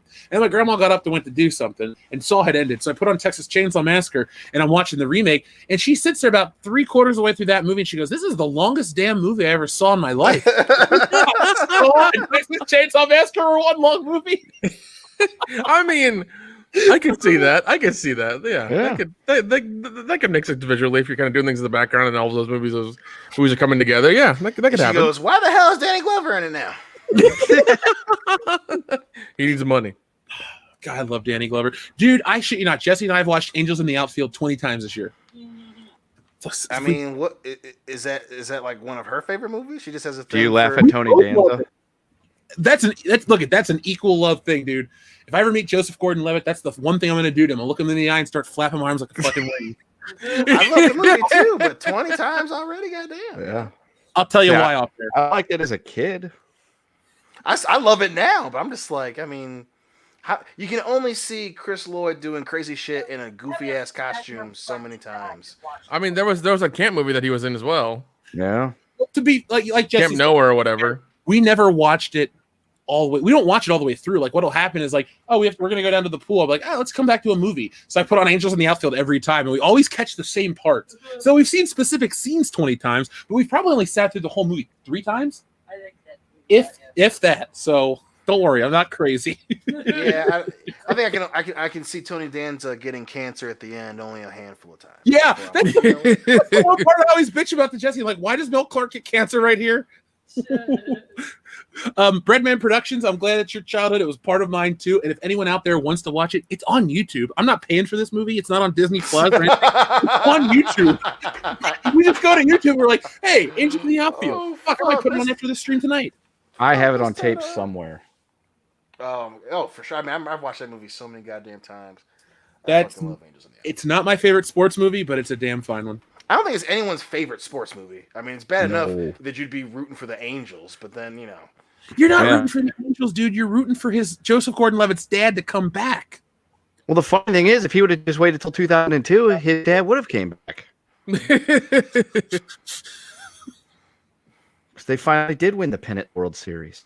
Well, I think from 94 to 2002, those 8 years was a little long to ask little Roger, that's his name, to wait. Sometimes it takes a long time to pack a cigarette, Jeff. Well, thankfully, Plus, that never he affected exchanged- any of us here. he but- exchanged one dad for Murtaugh. I think he's doing all right. Yeah, he won. I would trade. Would I trade my dad for Danny Glover? I mean, my dad died when he was 23. I was about to say, so, this yeah, is already taking a left turn to So, yeah, dark I will. territory. I was like, goddamn, dude. Yeah, we're going dark I love again. you. I love you, man. Fuck, dude. I mean, shit. Motherfucking, I wish that Murtaugh was your dad, too, man. Cry for me. just get all upset, start crying on your behalf. So Man, at that what was point do we really- start a petition and try to get it sent to Danny Glover to adopt you? I think we should get everyone here to sign it, as well as everyone on the in the community. I mean, I'm 31. He can adopt me. What do I Yeah. get? Like insurance benefits or something? I don't know, but I don't know if it he would has be insurance. interesting to I hope- see the court case unfold before your very eyes, where somebody's trying to legally adopt a 31-year-old. At the end of the movie, they're like, "Sir, Mr. Glover, all you can do is just leave him money when you die. Put him in your will." Okay. She's like, he's an adult. You guys could just be really good friends. It's kind of the same thing. You remember that scene from Miracle on 34th Street when they're interrogating Santa Claus in the courtroom? It's just that. Danny Glover is just, and he's so happy, so calm. I'm in the fucking the plaintiff seat or whatever, give my thumbs up like, yeah, adopt me, Dad. And then it just, what is a worse movie, that or the other one I pitched a minute ago that I completely forgot about? Probably the one you forgot about, seeing as the shit ain't around no more. Yeah. There we go. Speaking of shit, our friend Overkill 161 sends in a poop emoji. Thank you very much for that. Thanks, buddy. Joey Bryant says, "Tell me arachnophobia with John Goodman didn't f you up as a kid." Yep. A little Yep. bit. That was It's the another shower one. scene that fucked me up. The rest I could deal with, but it's the shower scene where she's, and it jumps on her face. That one fucked me up for a while. Yeah, I saw that. At The a rest of the movie, drive-in. I'm okay. I can understand that one, especially the end when the spiders are trying to fuck with the guy and like they jump at him and then he like spears it into like the nest and it catches on fire. I'm like, that spider was too smart and it should have fucking died anyways. But then the John Goodman character is always doing funny shit, so it's like, That's is it supposed to be a horror movie, or am I supposed to be laughing at John Didn't Goodman? Frank I don't. Marshall Maybe I'll look it up real quick. I think the guy that's married to Kathleen Kennedy directed it. it's. I mean, it's entirely possible. Yeah, Kathleen Kennedy's husband made that movie, Yeah. and she's a producer on it. Of course she is. Well, that still ruined fun. that movie for me. Yeah, God damn it. still a fun movie though. I will say that I only saw it as an adult. So yeah, I don't like spiders, and yeah, I'm like, ooh, that's gross, but it never like got to me. I'm trying to think, like, the shit that always scared me as a kid was the stuff that was slightly believable. I mean, yeah, I know spiders can nest and do all that stuff, but to that scale, no. As a kid, it's like Jaws is just one shark, or if it's even not Jaws, but the shark is just one thing, and the people are out swimming. That can happen. You hear real life stories, or you've heard of people escaping from, you know, places and killing people. But like some of the weirder ones, like even Starship Troopers, I saw that in theaters as a kid. Like I didn't want to see people get hacked up, but it was never like creepy. The bugness was never creepy for me, if that makes sense. Mhm. Like body horror gets to me, but not like creepy crawly things. Adam Wofford says, "My black ass versus Emmanuel, the ultimate black experience in sexuality." Oh my god! Throw in Oh. space on there, and you've got a hit. Oh my god! God damn it! I have to direct that now. I have to make that now.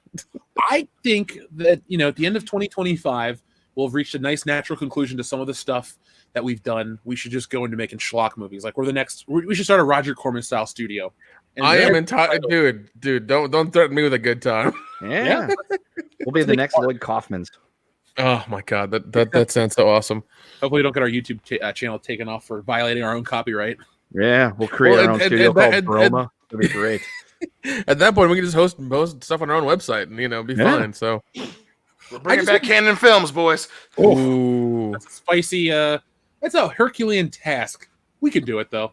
Damn right. Yeah, but the world needs it. We need more Andy Sedaris movies and things like that. We need Cynthia Rothrock back because she's still hot, even though she's 60. Dude, we need this shit back, man. You know what's going to happen is, thanks to all the new requirements from the Academy with the Oscars, we're going to do this and we're going to sweep the Oscars and win. Yeah, because we will check off every bullshit. Even if we win like a shitty one for like sound, well, I shouldn't just say that shitty, but like a lower level one for like sound or like producing or something, I'll fucking take that as a goddamn win. Yeah, I'm serious. We should figure out how to make an art house picture, a version of My Black Ass, and make it a thing. It could either be as great as The Room or as terrible as The Room, depending on your taste. Regardless, I think if we put our, you know, if we put our heart into it, it should be okay. yeah. Also, I think submitting to the Academy Award, I think is, I mean, you know, I think we start a social media campaign and keep, you know, telling people to you know, keep talking to them about it, or keep tweeting them about it, or messaging them or whatever about it. They'll eventually have to. Yeah, I'm already working on my acceptance speech. I'd like to thank the Academy for being so overly woke and retarded and stupid that allowed somebody like me and his friends to win a goddamn award. My name will now go down with some of the best people, the well-known people in Hollywood, because you're so dumb. Thank you. Where's my basket? I'll see you fuckers at the after party. Shit, if we really win a goddamn Oscar, I'm doing what 36 Mafia did. I'm gonna go crazy. I'm gonna be up there with a fucking bottle of something. When they go to the next goddamn segment, they're gonna still hear my black ass screaming behind the stage and shit. You see this shit? Oh my god! What the fuck just happened? Like that's what I'm doing. We're Academy Award winners. Do you believe this shit? We just won an Academy Award. I know, right? What the fuck? Right after we won a couple of platinum records for Party Boob. There you go. There you go. We already know how to hack the system with that. Sell them for a penny. Yeah, That's true. I want to be interviewed one day, like by like a Mike Wallace type of character, you know, like, or we'll just use Katie Couric. She's still alive. But I want to get interviewed by some real news journalist. And so they're like, so when you wrote My Black Ass, and I just want to stop right there. Like, guys were like, you wrote My Black? Never mind. Or she goes, when you wrote My Black Ass, and you go, excuse me, what was that? You just make them keep saying it. When you wrote My Black Ass, one more time. When you wrote My I don't believe Black I caught Ass, that. You're what, Katie? You're black. I don't understand the question. Like, Katie, you're wearing repeat blue. that. That's not black. Right. Don't worry, Katie. You fine. We'll talk after the show. But you're a what? Katie, it's African American ass. Okay, get it right. All right. Yeah, I'm offended on my friend's behalf because of you. I'm an Oscar winner. What the fuck, Katie? Xenomorph Skull Hunter might win. You're tearing my black ass apart, Lisa. God damn it. But said by Tommy Wiseau.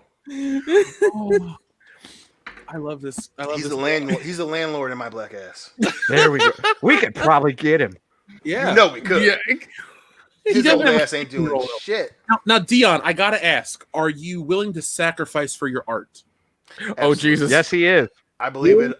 Will you film a full penetration scene with Lena Dunham for the climax?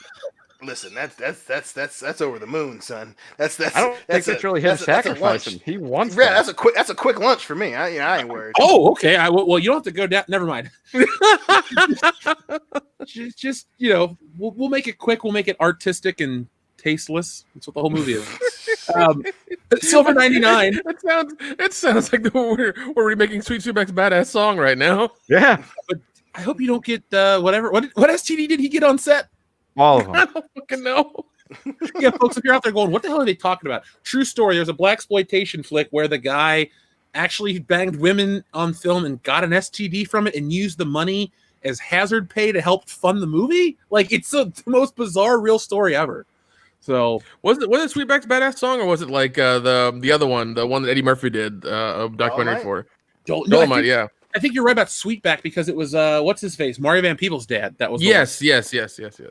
So He's and he's notorious for really loving ass. Like that man moved to France for a reason. ooh. By the way, Go Big Borgome says, "Catch my black ass if you can." Yeah. Oh my god. Yeah. Shout out to you, Sean. Adam Wofford says another fun Warhammer fact: some Titans can be the size of large skyscrapers, but can be the size of mountains with a crew of being. Sorry, it can be the size of mountains with a crew of being plugged into the Titans. Titans do have a machine spirit, so that sounds like a better version of what are the monsters or the things called in Pacific Kaiju. Rim? Kaiju. Well, the kaiju monsters are the thing, but what are don't the robots have a name? Yes. I don't remember. Look, Sure. that movie left the fucking cultural consciousness so fast. Yeah, it did. Everyone's like, Jaegers, thank you. Thank you. WCW. Jaegers. Okay, that's what 2793. it was. Yeah, I was trying to look it up. Yeah. That's why we know we love you guys. But no, Titans and 40K are fucking cool as shit. But I mean, all the shit is cool. And little fun fact is they don't really create anything in the 41st millennium. So they kind of just like bring shit back. It's pretty crazy. The lore is insane on those things. well, the more you know what, Dion? I'm so happy you said that, and I'm so thankful for the super chat because I can finally do this.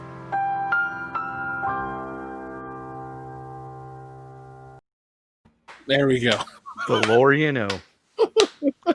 I love how somebody's going to be watching this, and there's going to be a point where they click on it and they see the more you know with Catch My Black Ass If You Can. So like, what the hell's going on here? Don't ask. Just sit down and watch it. And Yeah, you'll just have- listen and enjoy. we know you'll love it.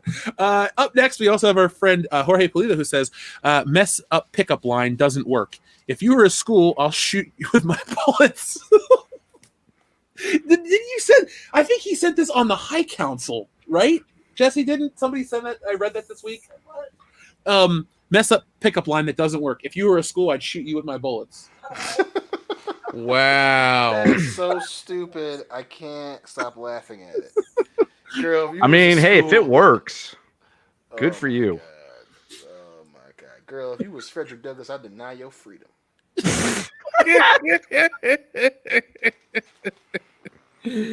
Oh my god. Girl, if you was Susan B. Anthony, I wouldn't let you vote. Dion, that's going to be a song on Party Move. It's going to be a spoken, like, you know, it's going to have like some slight jazz music in the background, but it's going to be you going like, girl, if you were this, I'd do that. Like, it's just going to be a 2 or 3 minute song of you coming up with the most crazy, obsessive, like weird ones ever. And then it ends. That's right. That's right. That song should be called My Black Ass. Girl, if you were Japan in the late 19th century, I'd force you open and take my stuff. I feel like whatever year we put out Party Boob and My Black Ass will be like the year we just storm every award show. We're like, are we too diverse for white Hollywood? And just scare them into be like, fuck, we got to do something about this one. Yeah, man. It'd be crazy, man. Dean Domino, thank you very much. He says, One Piece trivia. Thriller Bark storyline contains numerous references to classic horror monsters. Michael Jackson's Thriller and The Nightmare Before Christmas. I hope I find of the shit that's been sent to me. I hope that storyline's in the books I currently have, because I would like to see that right away. Because obviously next week is October, and we're already in the horror mood. We watched Poltergeist over the weekend. Jesse had never seen it, Nick, and she loved it. So Oh shit. it was fun too. Like, she wanted to. I showed her the fucking face ripping scene and stuff. She's like, oh, and it was nice. Wait till okay. Show her part 2 with the old man. I've never seen part 2. That old man is fucking creepy. I'm sorry. I'm just reading. Oh, Zol, why did you remove that? That was fucking funny. I won't say it on air. If he wants to share it, he can. I read that briefly. That was dark. Anyway, yes, Poltergeist is a classic. And Dean Domino, I'm glad you sent this, because I was going to bring something up. So he brought up Thriller. So over on Google Play Music, I was just looking through shit, and I found the Thriller 25th anniversary album, and it has an instrumental of Thriller, which you'd think, why would you want to listen to it? Don't you like the Michael Jackson parts? He's fine. But it's cool that no matter what version you make of Thriller, they always put the Vincent Price in there at the end. I think that is one of the best things ever created. Just the Vincent Price Thriller rap at the end. You guys, everyone knows it. I mean, fuck, we can probably quote it. It is so cool. I think that's why it's the most high. Yeah, it's great. It's a great part. And then obviously the laugh at the end is just, it's just iconic. You know, that's easily one of my favorite songs of all time. I mean, when that's one of those things where it works whether you're listening to the song or you're watching the music video. It's so good. I love the music video so much.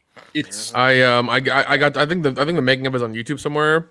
I got to watch like an hour and a half long of just John Landis and Rick Baker, like basically the guys who did American Werewolf in London, doing Michael Jackson's video, and it's just them, going through the making of and everything that you can see behind the scenes. The crowd that formed when the zombies were dancing outside on the street and everything. Like it was insane. Like just everything that went on with it.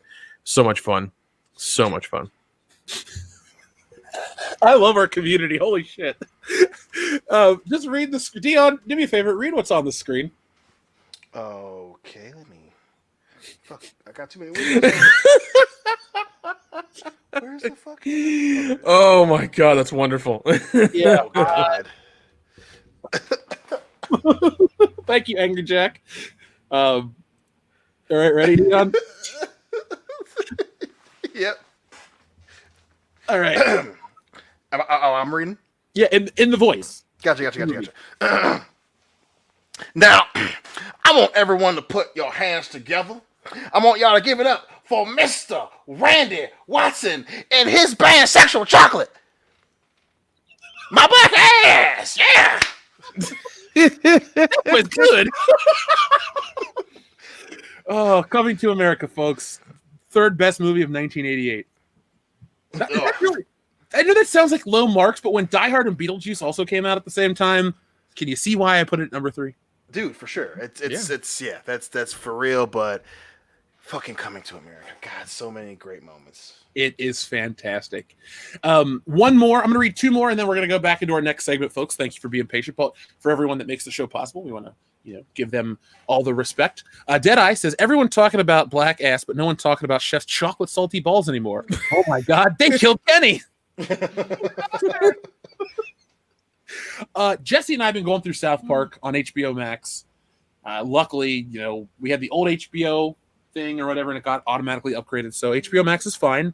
For anyone out there with a streaming service or who's looking for a new streaming service, don't just get other shit. Just buy your movies. But I will having access to South Park on HBO Max is fantastic, because I don't know if everyone knew this, that South Park themselves, the guys all went back and remastered the old episodes. So every episode in existence is an HD widescreen. It's been reformatted, and they don't censor anything or change it. Like, there are some things where the master tracks have been edited, but then there are other things in later seasons, like we're on season 3, and it's like uncut completely, and it's the best South Park viewing experience. Normally, you get a guy like Lucas who goes in there and specializes his movies, or Steven Spielberg puts in walkie-talkies instead of guns.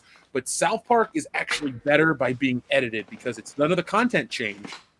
It's just updated visuals, like straight up Nice. HD, and it matches the newer seasons. They don't re-record the audio or anything like that. So for anyone out there that's a purist, yeah, you're missing some of the shittier, limitations of the time, but the show looks fantastic across the board. So I consider it a huge win. And then last two, because the TLJ Screwjob one's the perfect transition. First off, Claustoric says, I got a job interview Monday. Wish me luck, guys. We do, Claustoric. This is going to be your time. You just had a birthday, now you're going to get a new job. 2020, you're going to make it your bitch. So you got this, Claustoric. Good luck, buddy. And then finally, TLJ Screwjob says, wasn't Carol Danvers wished to be the number one hero? Yes. Now, that's one thing I did want to address briefly in terms of this MCU stuff.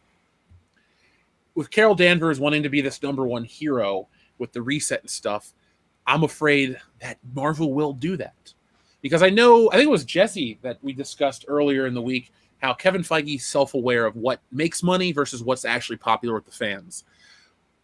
I think this is one of those situations where they will follow the money with Captain Marvel because of what they want to create in the fan base.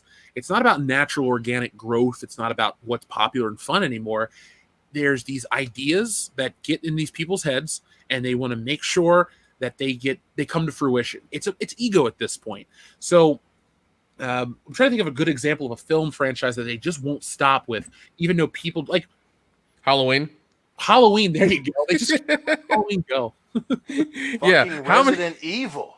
Oh, that's a good one too. That's almost an embarrassing franchise to like watch. Almost. I haven't seen it. Yeah, because the first one's a lot of fun, and then like they immediately shit the bed in the second one. Like, how do you so quickly? How do you do that? Yeah, Zoel's right too. Terminator. Fuck. Oh God, Terminator. That's true. That's probably the number one. It's my God, you had two great movies, and then everything else is dog shit. Oh my God, that one's probably the most painful for sure. Is fucking yeah.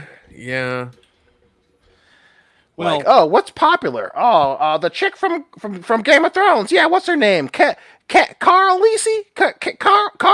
Khaleesi. What's her name? I don't know her name. Put her in the movie with that guy, that one guy that everybody loves. Jonathan Courtney. John Courtney. Yeah. This movie's gonna be a banger. Fuck you. Did James Cameron support that one publicly too? Yup. Yes, he did. Wait. What now? He supported Gynesis. Oh my God. There's a video of him like promoting the film. Yep. Oh man. It was the big deal for that movie. It's like James Cameron endorses Terminator Genesis. I think that was right when he got the rights back from Gallan Hurd. So I'm sure he was getting a cut of the box office. Jesus. James Cameron, there's one rule you always follow. Do not get high on your own supply, sir. Don't do it. Listen, everyone acts like James Cameron's this dude who, he wants to make art. That motherfucker did it because the check didn't bounce. That dude is a fucking mercenary. He has always been a fucking mercenary. No, that's 100% true. And people forget his first movie was Piranha 2, The Spawning. I am not kidding. You can buy it on Blu-ray if you want to. Yep. His name is there. Okay. It's basically when the piranha no longer in the water and they fucking fly.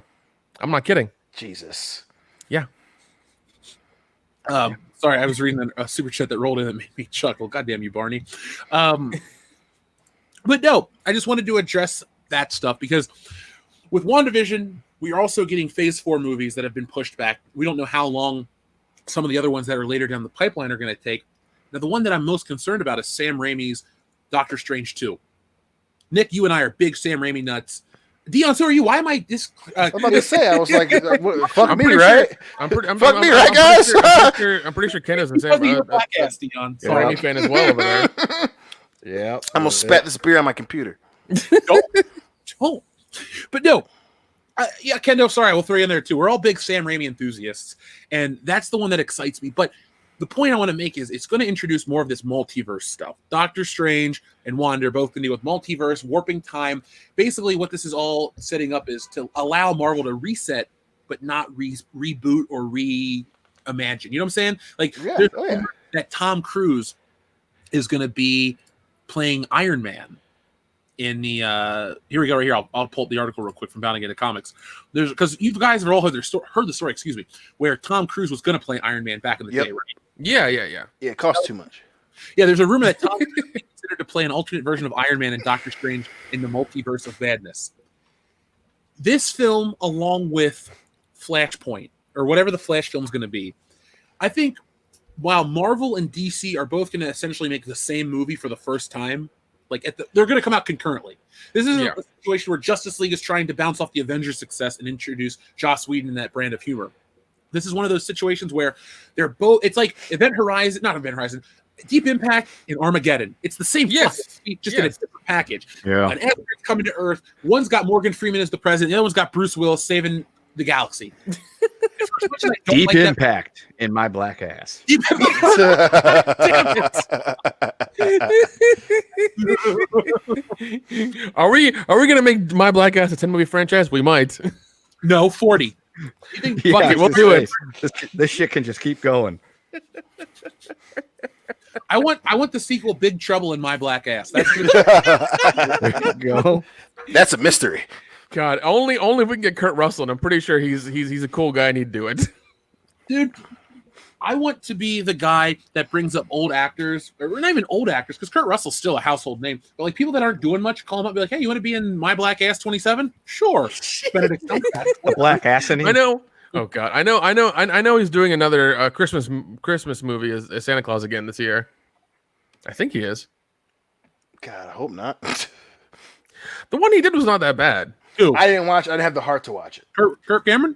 No, Kurt Russell. I was like, dude, we are not watching Surviving Christmas ever. No. I will put my foot down. Come on, guys. The media doesn't want my movie to do well. It's because the movie sucks, Kirk. Kurt Cameron, terrible. he is the kind of celebrity I would love to interview, but I would not. You know would what? not hesitate to say You know what? Have you ever seen Kirk Cameron and Will Wheaton in the same place? Oh fuck. Thankfully not, because I might go on a slapping page. Well, I'm just saying they might be the same person. That's all. Oh my I god. do not want to see them team up for anything.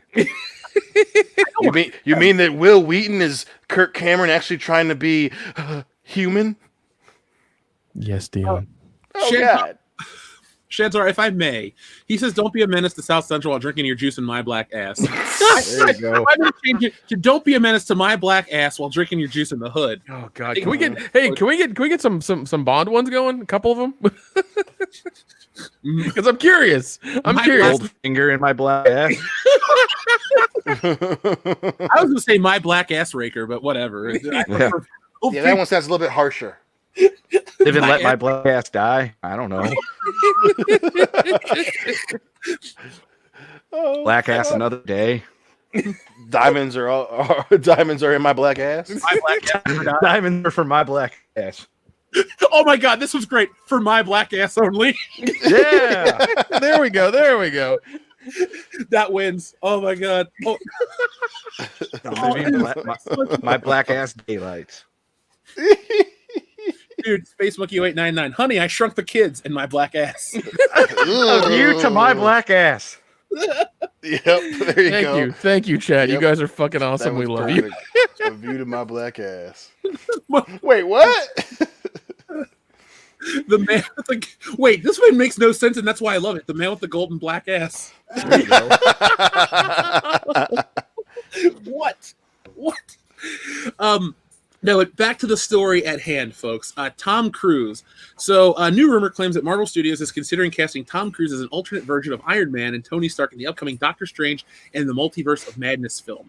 So, right here on screen is Iron Man 2020. I believe he comes from a Web of Spider-Man annual. Maybe it's an Amazing Spider-Man annual, but I think it's the Spider-Man annual of 1984. I own this book. It's got the black suit Spider-Man in it, and it's a pretty cool story, but I believe it's where Spider-Man goes to the future, meets Iron Man of 2020. Long story short, jokes on them, there was no Iron Man in 2020. That motherfucker died in 2019. But anyway, this is clearly a rumor. We have no inside sources. We're reading it from here. We're just discussing this possibility. Now, I think this sheds light, let me rephrase that. I think this gives a little bit of hope to people in the audience, like me, who would love to see like alternate versions of Spider-Man pop up. Like, I don't need Tobey Maguire's Spider-Man to get one more go as an entire film. I'm just going to be completely honest. I need him to get on screen one more time so they can make more toys of him because they never made the suit right on the toys. So other than that, I'm kind of, I'm biased for that one. But I think this is a possibility. And I think we're going to get a lot of fun because over on DC's camp, we have one film that stars Michael Keaton and Ben Affleck as Batman.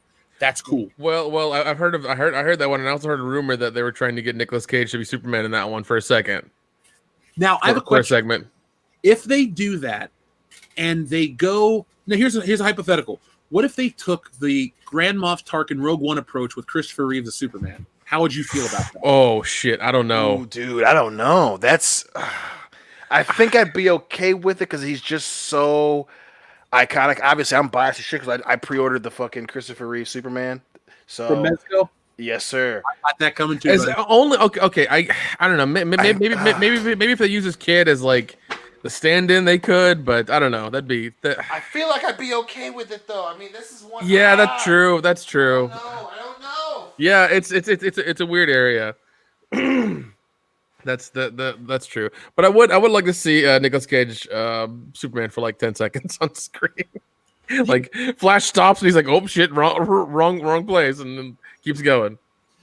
That would be incredible too, because we've seen footage of it, but we've never actually it never got made. Yeah. So yeah. imagine like you put modern day Nicolas Cage, you try to de-age him a bit, you put him in one of those funky suits, and you have him like fight, like even in the background, you have the Flash running through time, and in the background is Superman fighting a polar bear or a giant fucking mechanical spider, and it's Nicolas Cage, screaming about the bees or something. Like That would be awesome. Yeah. Like I'm not asking for like How'd they get stung? How'd they get stung? Yeah, I'm not asking for like a whole segment of the movie. Give me 10, 15 seconds of it, and I'll be happy. I'll laugh and move on. Same thing with this. They should do the same thing with this. Like with Tom Cruise's Iron Man, give us a segment of it and then move on. Because it's gonna be fucking weird to see not RDJ be Iron Man. It's gonna be damn weird. Well, what about a situation where all of these what if stories or alternate universe stories pull this Tom Cruise approach where they get actors that were going to be like, okay, for example, Doug Ray Scott as Wolverine in this alternate universe. It might not work because it's a deep cut, but he was going to be cast. I think he was cast as Wolverine, but had reshoot Mission Impossible too, and then had to go back and lose out on what would have been a career-defining role because Hugh Jackman is an A-list star, and Doug Ray Scott is a fine actor, I suppose, but I don't know what the hell he's in. He's not Hugh Jackman level success. He was in Hitman. So was fucking Olga Kurylenko. Whatever happened to that chick? Hey, you get to see her bush at Hitman, so I'm not sad about that. That is an excellent film, top of 2007, right? 7, yeah, 7. He was also in Taken 3, if that means anything. It doesn't. That's a franchise that should have stopped at 1. See, now you couldn't do it the way I'd like to see it because, like, in alternate reality, Jake Gyllenhaal, Spider-Man. Because you couldn't do that one obviously. So, but then I'm trying to think of other casting choices. Like I don't know if you'd ever want to bring back Nicholas Hammond as Peter Parker. Just like you get like one really deep cut, really weird one. But like Lou Ferrigno, bring his ass back as the Hulk, his green ass back as the Hulk. I would. He's been in every Hulk film. Because if you count the TV movies, he plays the Hulk. If you see the Edward Norton film, he's the security guard, and if you watch the Eric Bana one, he's in there somewhere as well. He might be a cop, I think, right? Cop with Stan Lee. So I mean, he's in like every film that is called Incredible Hulk, whatever. He's in. So you got to put him in that too. Like, that'd be cool. I'd be okay with that. Yeah, I mean, like definitely have fun with this movie and do a lot of interesting things with it for sure. Because then you'll get people to go to the theater and remember it, and it'll be a good time. Definitely do that. Well, here we go. Now on the DC front, Hunter brings this up. What about Billy D. Williams' Two-Face? That'd be cool. Oh shit! He was the Harvey Dent in that first movie. That'd be awesome. That would be pretty awesome. That'd be incredible. It would be if he wouldn't have passed away. It would have been cool to see Adam West's Batman one more time. Yeah. Oh my god, that would be fucking incredible, dude. You could bring back Linda Carter and do something with her. No, I know this is a gimmick, but this should be a one-off gimmick and never done again. Oh yeah, 100%, 100%. Have fun with these movies, but never do it again. The one-offs might very well be the next big thing for comic book movies. Like you do, obviously you do, the multiverse thing is cool, but do a Deadpool kills the Marvel universe. Do a fucking Marvel Zombies. Do do a Kingdom Come, like that shit. I think that's very much the future of comic book movies. Everyone is kind of, like we keep saying, our nuts have been blown with the franchise-wide congruent stories. Like just do some crazy, if you want to do a Spider-Man 2099, do a Spider-Man 2099. Do a Spider-Man Unlimited, something like that. I think that's where it should be going next. Well, if you notice, that goes in line with the theory that I had that the next big Hollywood thing are these crazy crossovers. Yeah. Because it's not just Godzilla versus King Kong. It's now Batman versus Batman. Like, how does that work? Oh, it's the alternate Batman. It's this old actor as Batman. Like, there's going to, it'd be really funny is if the Flash is running through time to like maybe get the Batman or whatever, and he makes a wrong turn and he ends up with George Clooney, goes, oh, wrong movie, and just fucking turns around and leaves right away.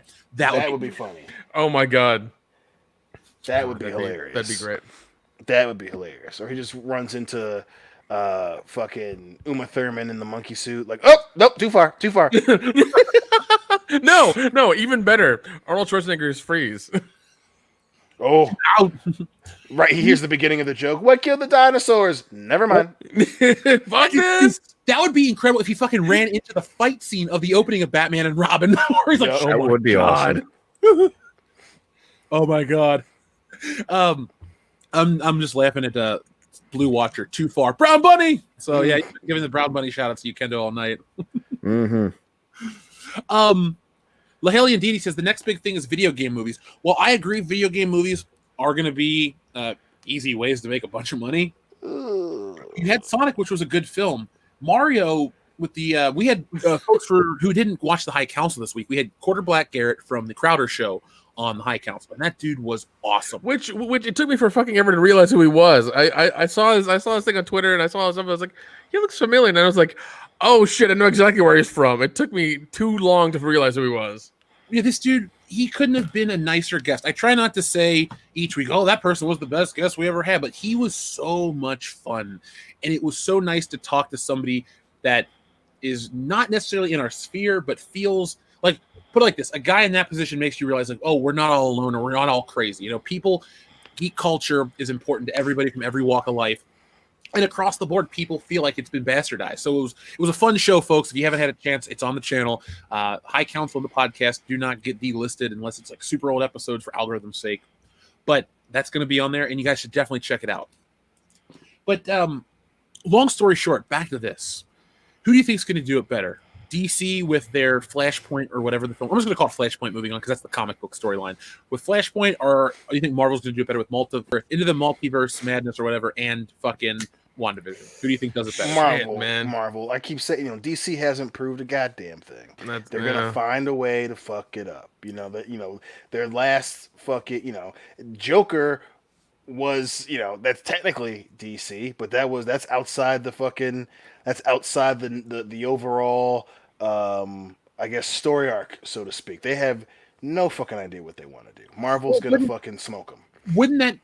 Doesn't that like further the point though? Because if Joker was a one-off in this outside world, and we're starting to move to that, and that movie can win Oscar, $60 million budget, what's going to stop them from continuing that success? Well, that's coming out with Birds of Prey right fucking afterwards. Hey,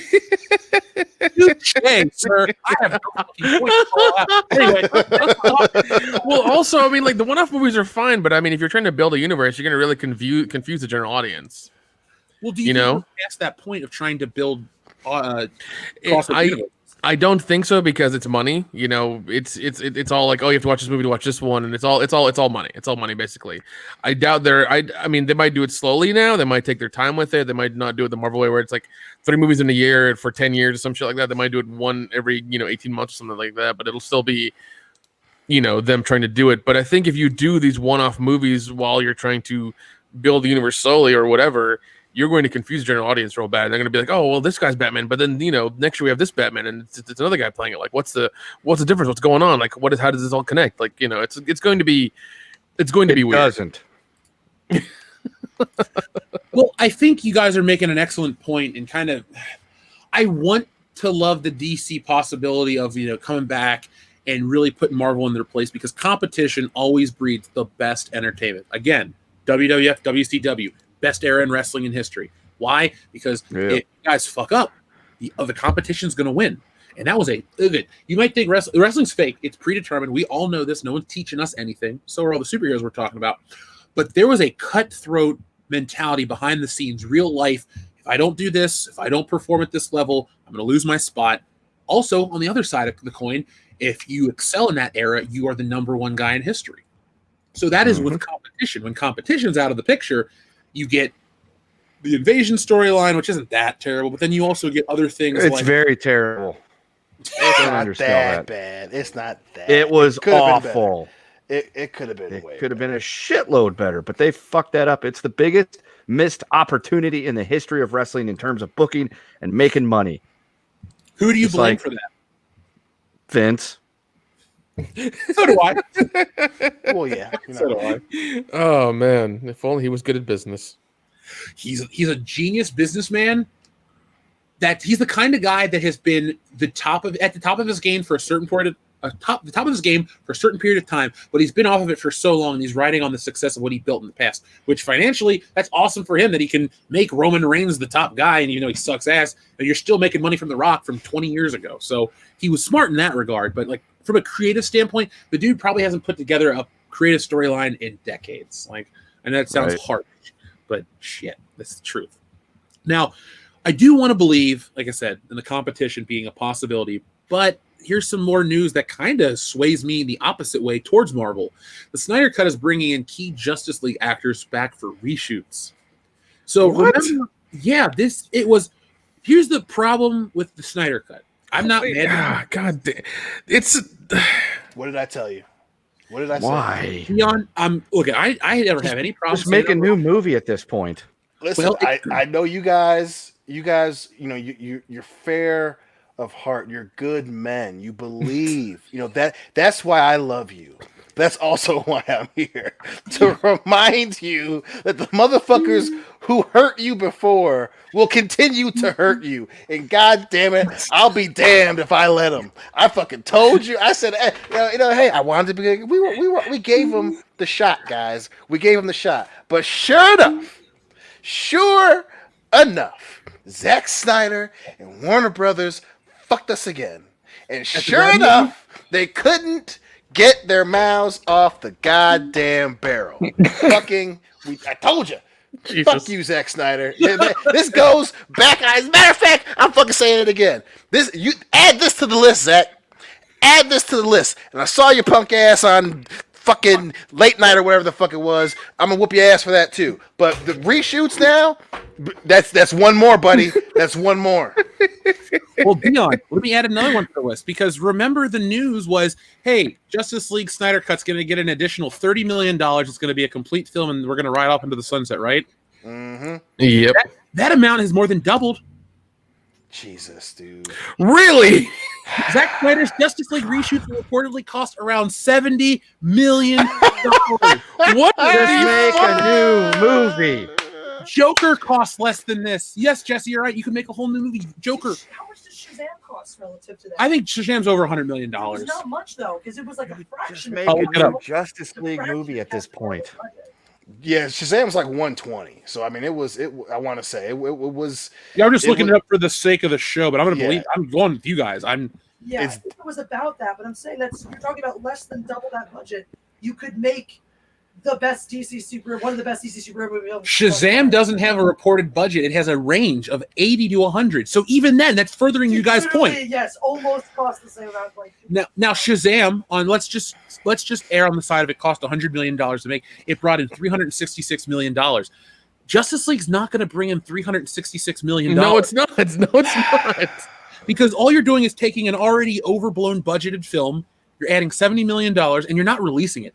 I mean, unless this is going to be some kind of 4-hour mega cut that eventually gets released on Blu-ray and they're going to sell it and try to make their money that way. Like, here's the thing. I'm all for this out of curiosity. I'm not here to rip on Zack Snyder. Dion's here to do that. I'm about to say. I got no problem doing that. Dion, I'm very happy we're friends, and I'm not Zack Snyder right now. And I love Lisa so much. I'm glad you're not Zack just like Snyder. just like the anger in your voice every time you talk about him. I'm just like, jeez. It's like, when you have a job or you're in school and there's just that one dude that you fucking can't stand, and he's a fuck up and he's a piece of shit, and just the sound of his name infuriates you to the point where you might punch a neighbor's dog. Like that dude is the biggest fucking scam artist of our generation in terms of making motherfucking movies, and they just keep giving them handouts. Oh God, just Breadman keep giving them Productions. fucking handouts. No, Yes, that dude. yes, we know movies go through reshoots, but they're reshooting a different cut of this movie. That's why this is bad. this movie came out 3 years ago. Yeah, they're reshooting a movie from 3 years ago. That is insane. 3 years ago. That's why. Yeah. I once again, I know it's common fucking knowledge that movies go through reshoots. We know that. We're not retarded. No, I put that on screen not to make fun of Breadman Productions, but yeah, I can't think of another film that is so far removed. Like, if they went back and said, we're going to shoot new scenes for the Avengers during the Endgame shoot, I'm like, why would you go shoot scenes for a movie that came out years and years ago? Like, to me, this is, I think somebody in the chat said, this is throwing bad money after good money. I was all on board with the Snyder cut. I thought, $30 million, you're going to punch it up, put it on a streaming service.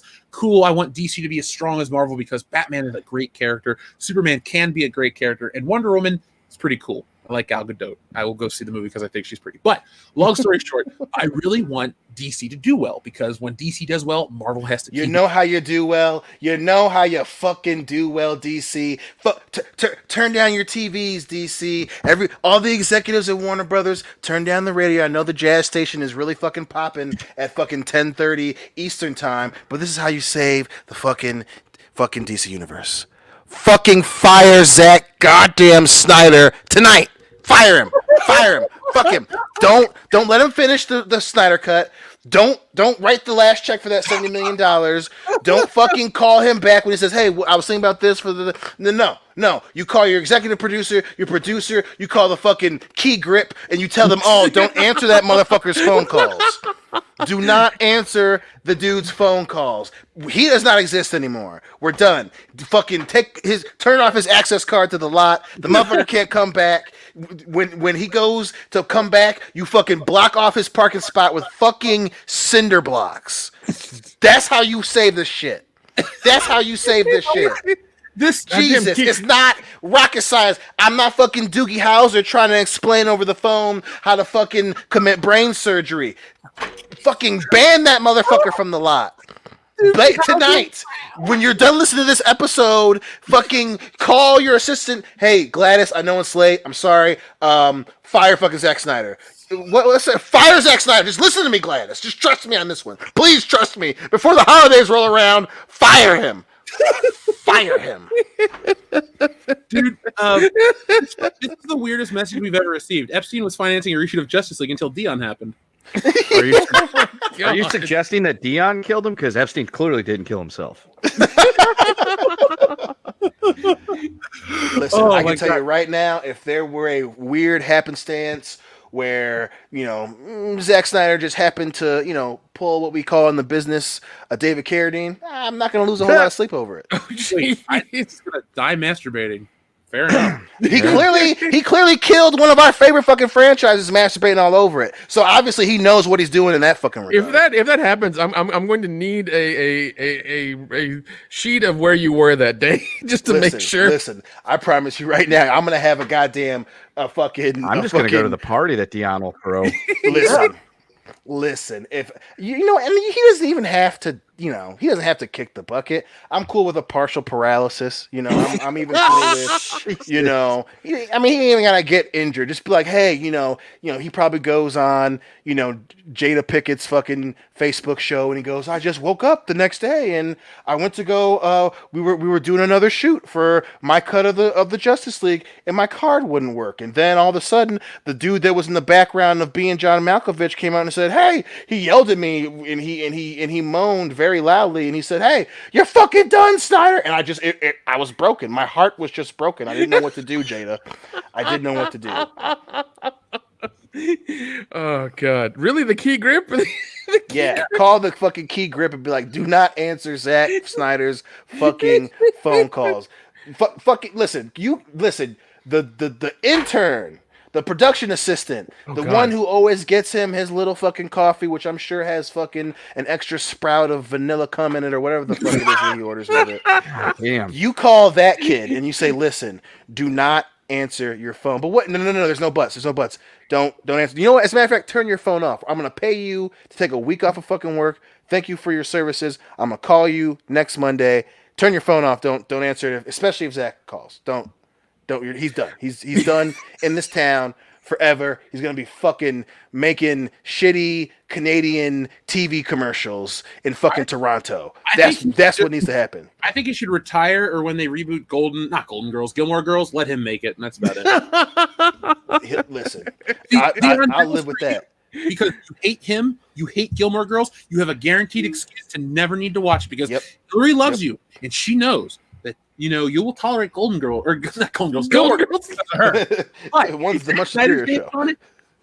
Party's over. Yep. Now, real quick though, our friend Just Joe makes a point though. Highlander 2 sort of did the same thing with the Renegade cut. They filmed new scenes for nearly 4 years after the original shoot. Now, with all due respect, all I'm saying is it's Highlander 2. It's a joke itself. Like, right. Highlander 2 blows, dude. I get what you're saying about the precedence issue, and I fully get that. But like, even if Justice League isn't the first one to do it, it's not in good company. That's all I can say. I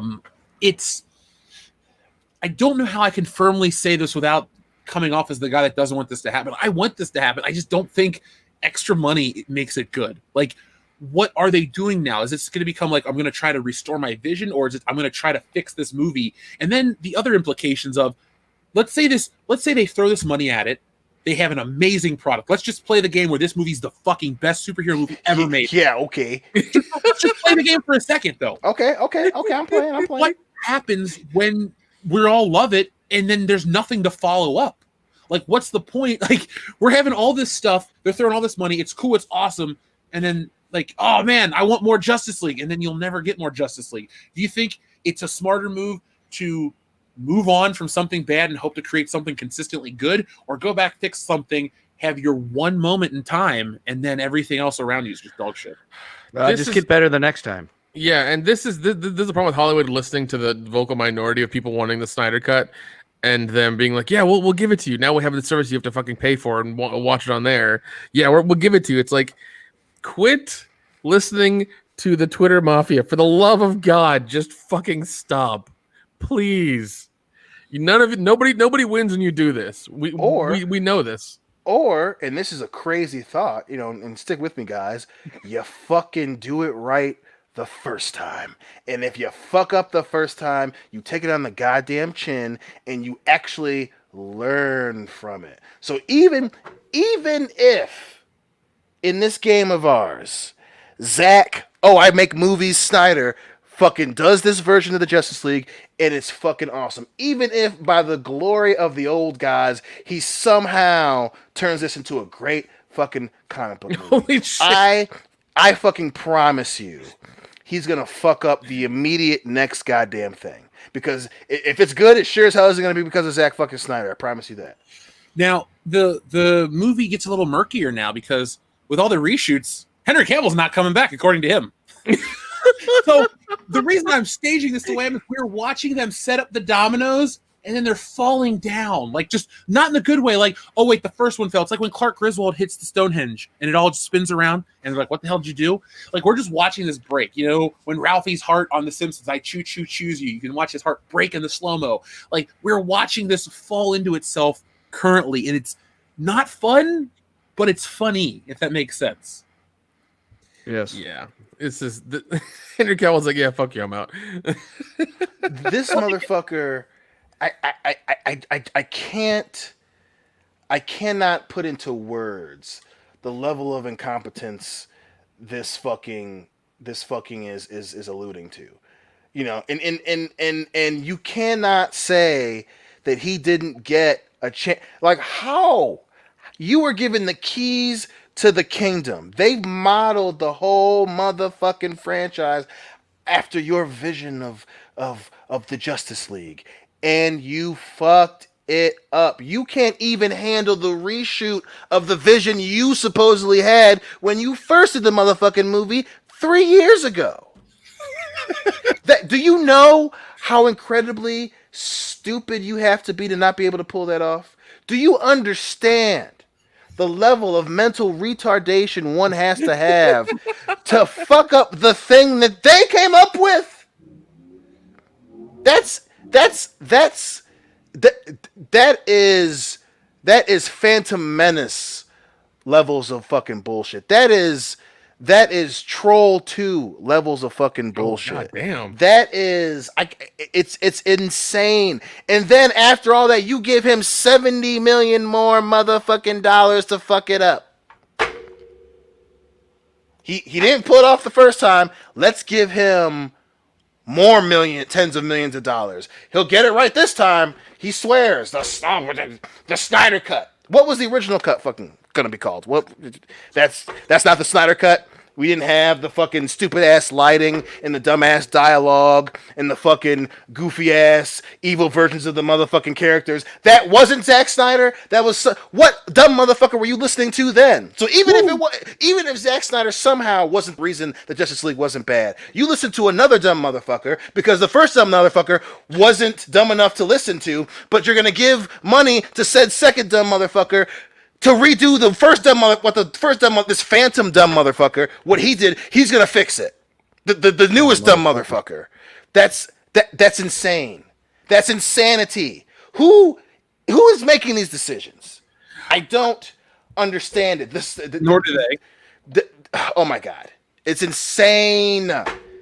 Fucking insane. Oh, this is the Snyder Cut. Like the first one wasn't his doing at all. Like he was just, oh fuck, man. My daughter had an accident and they just completely took it in a whole different fucking direction. Get the fuck out of here.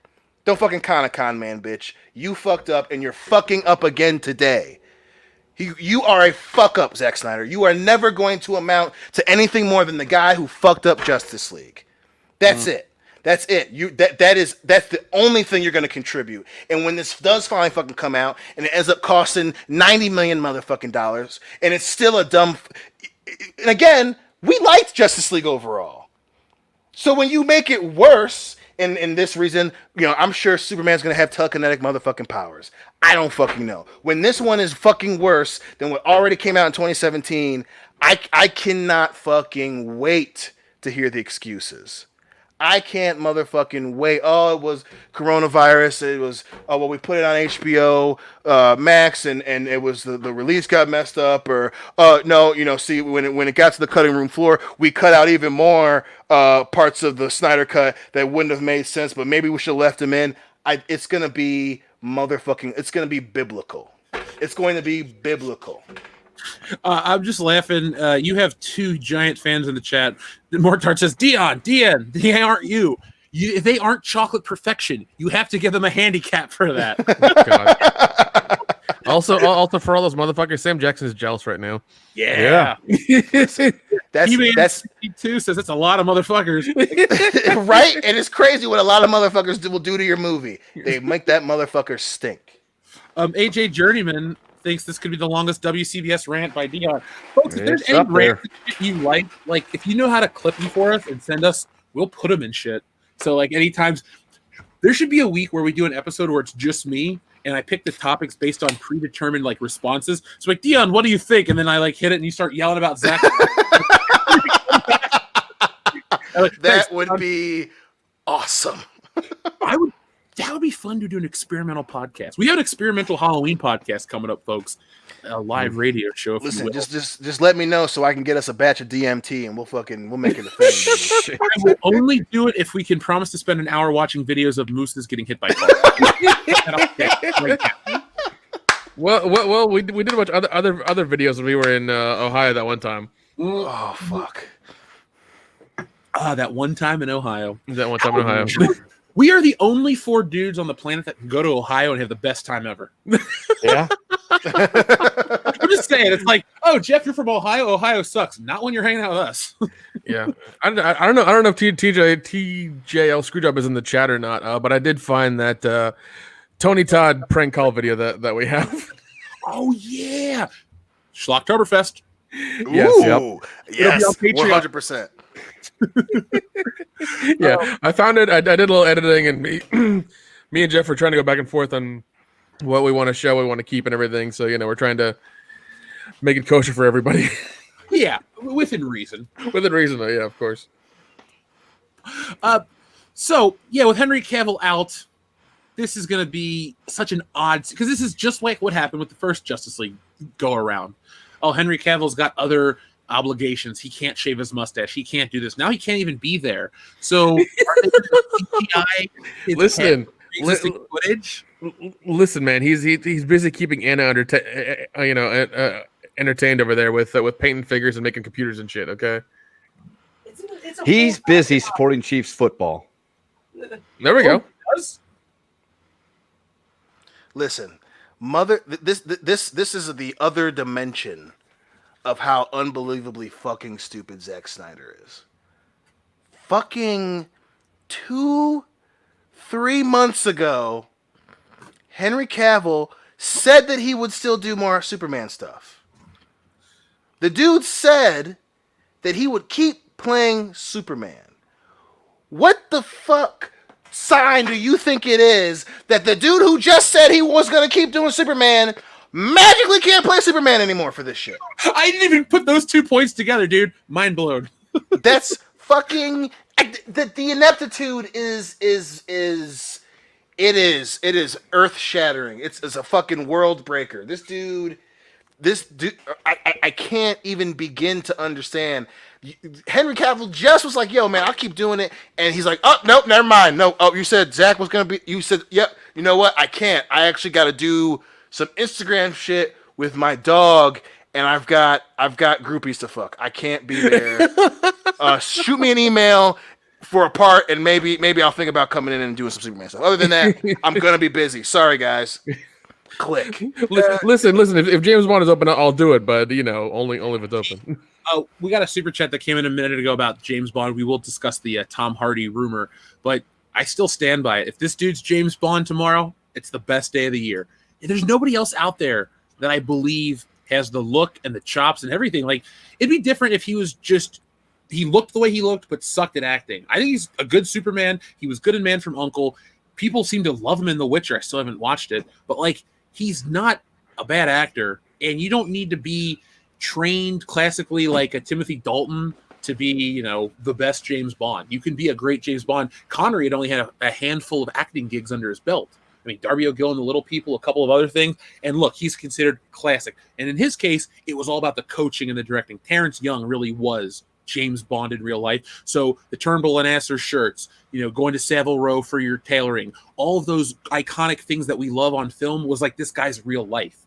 So if you get somebody that can roll like that in real life behind the camera, you can make another Sean Connery style James Bond. It's about the actor plus the behind the scenes crew. You don't need some, broke dick director trying to make a James Bond flick because whatever. You need a real man behind the camera that knows how to live that lifestyle, and you can translate that. And with that kind of lifestyle and Henry Cavill, I think you have the best Bond in a long time.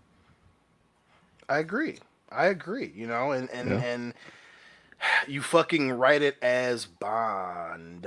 Stop trying to make it something that it's not. That we've said multiple fucking times. A dude who has the look and is and you tailor make the movie around him. You don't fucking try to do this extracurricular bullshit or try to come up with some heavy-handed message, or you try to emulate other somewhat popular franchises going on at the same time. Like you bring in Henry Cavill. If that's the guy you want, then you focus on him being Bond, not making his Bond someone else. Just fucking focus.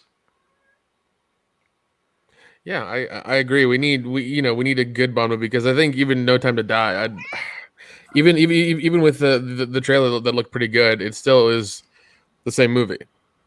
Yeah, but you know what? I'm willing to give it the benefit of the doubt, because I would like to think that while COVID and all this stuff has altered all the films, the production, I want to believe that Eon Productions knows that the woke craze is just that, a craze, a fleeting fad, and that earlier in 2020, they would have tried that shit with Bond, and they would have got that right praise. But I think a series of failures like a Birds of Prey, this kind of stuff never works in entertainment. And then on top of that, having time to really look at your film again and think, is that what I want to turn James Bond into?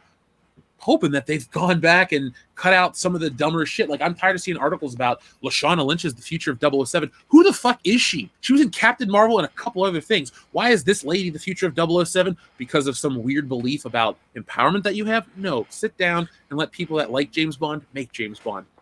Not you. Yeah, I've never liked the intrusion of these mainstream characters for the the now narrative of the ideology of all this crap. It doesn't make sense to do that. These are fictional characters, and they don't need to be changed. A lot of people they've been known for years. And if you want to make your own characters, by all means, go do it. You can. Cameras are cheap. Time is cheap. Go make your own damn woke movie. Nobody cares. So. So we have a lot of super chats, but we're not done yet, folks. We still got a couple topics and a game. You know what? Let's get the game queued up because I actually forgot to read it at the beginning of the show. And clearly, Ninja Lawyer Steve loved the poop movie titles. I loved them too. We were dying laughing last week. Now, I want to do. Do you guys want to do the blue collar one or the serious? They're both equally fun, but one's you can read at a church, and the other one's more blue collar. Blue collar. Yeah. Okay. Folks in the chat, 1 for blue collar, 2 for classier, but equally fun. We can laugh all night about either one. So you're not going to have one stupid and one really cool. But like I said, 1 for blue collar, 2 for that. Dion? I think I'll go with blue collar. Okay. I'm seeing a lot of blue collar. Donkeysaurus Rex. Put it like this, folks. I will let you know what both are, and we'll play the other one next week. How's that sound? All right, so people just clearly want this. So I saw this meme the other day, and I've been wanting to ask you guys this, not because I'm actually curious, but because I think it's a funny fucking question. So have you seen, hold on, let me pull this meme up. Let me send it to you real quick. And tell me what you guys think of this. Tell me if you want to play this game on air. If not, we'll play the other one. It's kind of weird. Dion, are you looking at it? It just came through. Yeah. Oh yeah. Oh yeah. You guys want to play this one? Yes. All right. For all the listening audience out there, just give me 1 second to pull it up on screen so everyone can see it, and we will play this game. Maybe we'll regret it. Maybe we won't. Maybe we'll learn a lot about people in the audience tonight, boys. So here's our game. Do your work. Actually, this is one where you want to try to do your best. So if your dick made a sound every time you got erect, what would that sound be? Now, clearly, the original PlayStation sound effect is the best. But I'm going to go with... the best one would be a lightsaber sound effect. Come on. That's hard to argue. If you watch the movie, it's...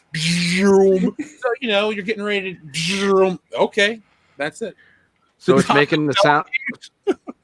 What? Okay, never mind. I was gonna say, so it's making the sound the whole time, but no, you just clarified that one for me. So yeah, I got you. Oh, dude, 1R, the THX surround sound. Dude. Oh my god, that's. I don't know if you're referring to a small room that could deafen somebody real quick. Yeah, I was gonna say the sound in Legend of Zelda whenever you open up a treasure chest and you get something, it's like dun dun dun dun dun. That's the best sound effect in Zelda. That's a good one. Kendo, real quick. When Dion and I had our Schwarzenegger Saturday in college, we were watching Predator. And the scene where he holds up his name's Ted? I swear on my life, Dion's there to corroborate the story. My phone went dun dun dun dun dun the second that happened. It wasn't even, I got a text. I was like, shit. And we loved it. I have thought about how much fun it would be to go around in life and whenever you get you're at the grocery store and you buy something or something like that, to hold it up over your head like he does in the game and just see how many people look at you like you're got some kind of mental issues and just going down the thing. Oh, a can of peas, hold it up over your head, dun, dun, dun, dun, dun, and just keep going. Oh, that would you could have so much fun with that. And in fact, we should make a sketch out of it. Or it could be could be the opposite. You're sitting at the bar or you're sitting in a restaurant and a fine piece of ace walks by and you're just like, oh, don't do it. Dun, dun, dun, dun. She turns around looking and you're like, oh fuck. Then she goes to the bathroom. She goes back to She's coming back from the bathroom. She's going back to her chair. You're like, don't come back this way. Don't come back this way. She comes outside and that fucking tube top she was wearing is super tight or whatever, and it was a little chilly in the bathroom. And she's walking out. And you dun dun dun dun. She goes, excuse me, sir. Listen, it's a condition that I have. It's not you. Yeah. It is you. But she turns out to be a Zelda fan, so you get in. No. She looks at you for a second. After you're looking at her, she goes dun dun dun dun. Yep. Yeah. That's the swerve. That's the swerve right there. I was gonna go with a slide whistle, but all of yours sound better. I mean, the slide whistle was effectively used in that James Bond film, The Man with the Golden Gun. It's Oh true. Lord. Miguel Olmos says the X-Men theme song. Da-na-na-na-na-na, da-na-na-na-na-na. It's like, oh my God, are we about to get into a fight? In a certain matter of terms, miss, we are. Also says the dun dun dun dun dun from Terminator. I feel like that song. Okay, you guys have seen Step Brothers. Remember the part where Will Ferrell's looking at the drums and it plays that random music every time he looks at it because he wants to play it? Yeah. Every time Dion steps into his apartment and he sees the 10,000 copies of Dark Fate, it's dun dun dun dun dun. Wait, hold on. Another one would be the Bill and Ted air guitar sound. That would be amazing. Yep. Listen, for me, it's the easiest pick in the world. There's a dude, former NFL lineman, does his own YouTube thing. His name's Spice Adams, and he has this character. It's an old head, and every time he sees something, he does this really goofy old man laugh. He goes, ah, ha, ha. That would be fucking hilarious. One that would work. One that would really work is it's the sound effect of and from Mario Brothers every time you pick up a mushroom and you get bigger. Oh my God! Yes. Yeah, there you go. I like this one. An Arnold Schwarzenegger inarticulate rage scream. Wow! Bullshit! Every time you get a boner, bullshit! Get to the chopper. To answer your question, what would a female arousal sound effect be? Anything they wanted. The sound of Niagara Falls. Oh, I like this one. That's breaking into Stone Cold Steve Austin's theme. Oh my God! Oh, this is amazing too. The drum solo from In the Air Tonight. Oh my God! That would be good. Mike Tyson in The Hangover. Or right at the beginning, it's just the beginning to the New Age Outlaws. Oh, you didn't know? And the girl. Dun, dun, dun. Call somebody.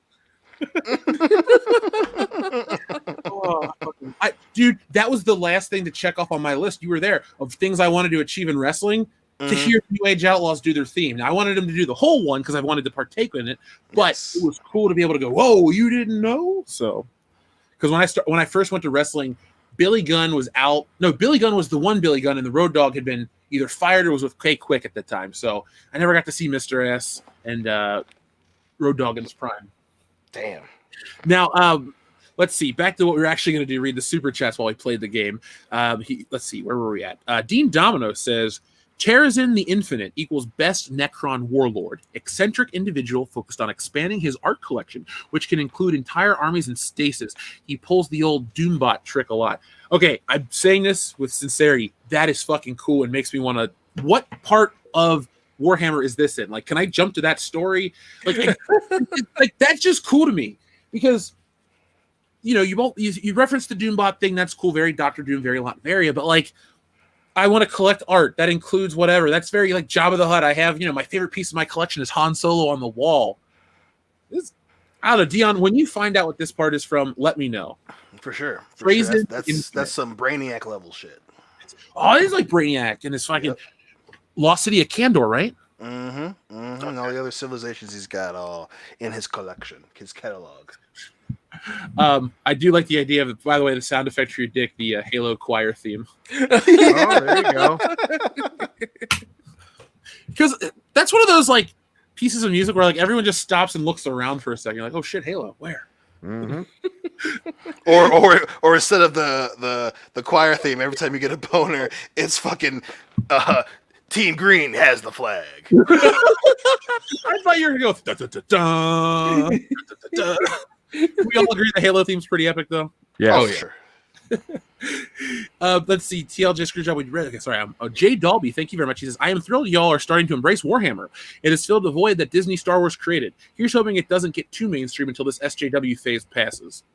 Well, Jay Dalby, like I said last week, based on what I've read and listening to Eisenhorn and stuff like that, it's like the most heavy metal franchise ever, if that makes sense. And I don't mean like Metal Hurlant, the comic. I just mean like it's balls to the wall awesome. It's like what you would traditionally think is like just I don't know how to say it, the most masculine franchise in the world. It's just it's cool as hell. I don't know how else to describe what I'm hearing and what I'm seeing. You can't. There's no like version where you can make it softer. There's right. No, That's like, for damn sure. Warhammer is an adult franchise and not an adult, in the adult way. It's an R-rated franchise. It's like a Predator or Die Hard. You should never make a PG-13 Die Hard. But no, like it's going to be it's already successful and it's accessible. I don't think this is the type of thing. And, they don't take they're willing to take risks in Hollywood sometimes, like with Dune and Blade Runner and stuff, these other sci-fi films. But if you're going to do Warhammer, don't tone it down and don't try to make it appeal to the Chinese market because oh god, dude, that would fucking what was the other one? What's the other the MMO that Warcraft? Sorry. Yeah. Warcraft, the movie was whatever. It failed in America, but it made all that money in China. Don't jump the gun thinking that's how you make your money back on your investment. If it appeals to Western world, keep it there. I am so tired of Disney pulling their bullshit of, well, we want to appeal to this demographic and that demographic. Look, shit's for some people, not for everybody. I'm not playing Barbie's, equine adventure. Neither is Dion. They were into it. They would have been watching it already. Yeah, exactly. Luckily, we got the audience to tell us about it because we're going down that path together. It's going to be fun when we get together, boys. Because the way it works with Dion and I is we'll sit around, we'll catch up.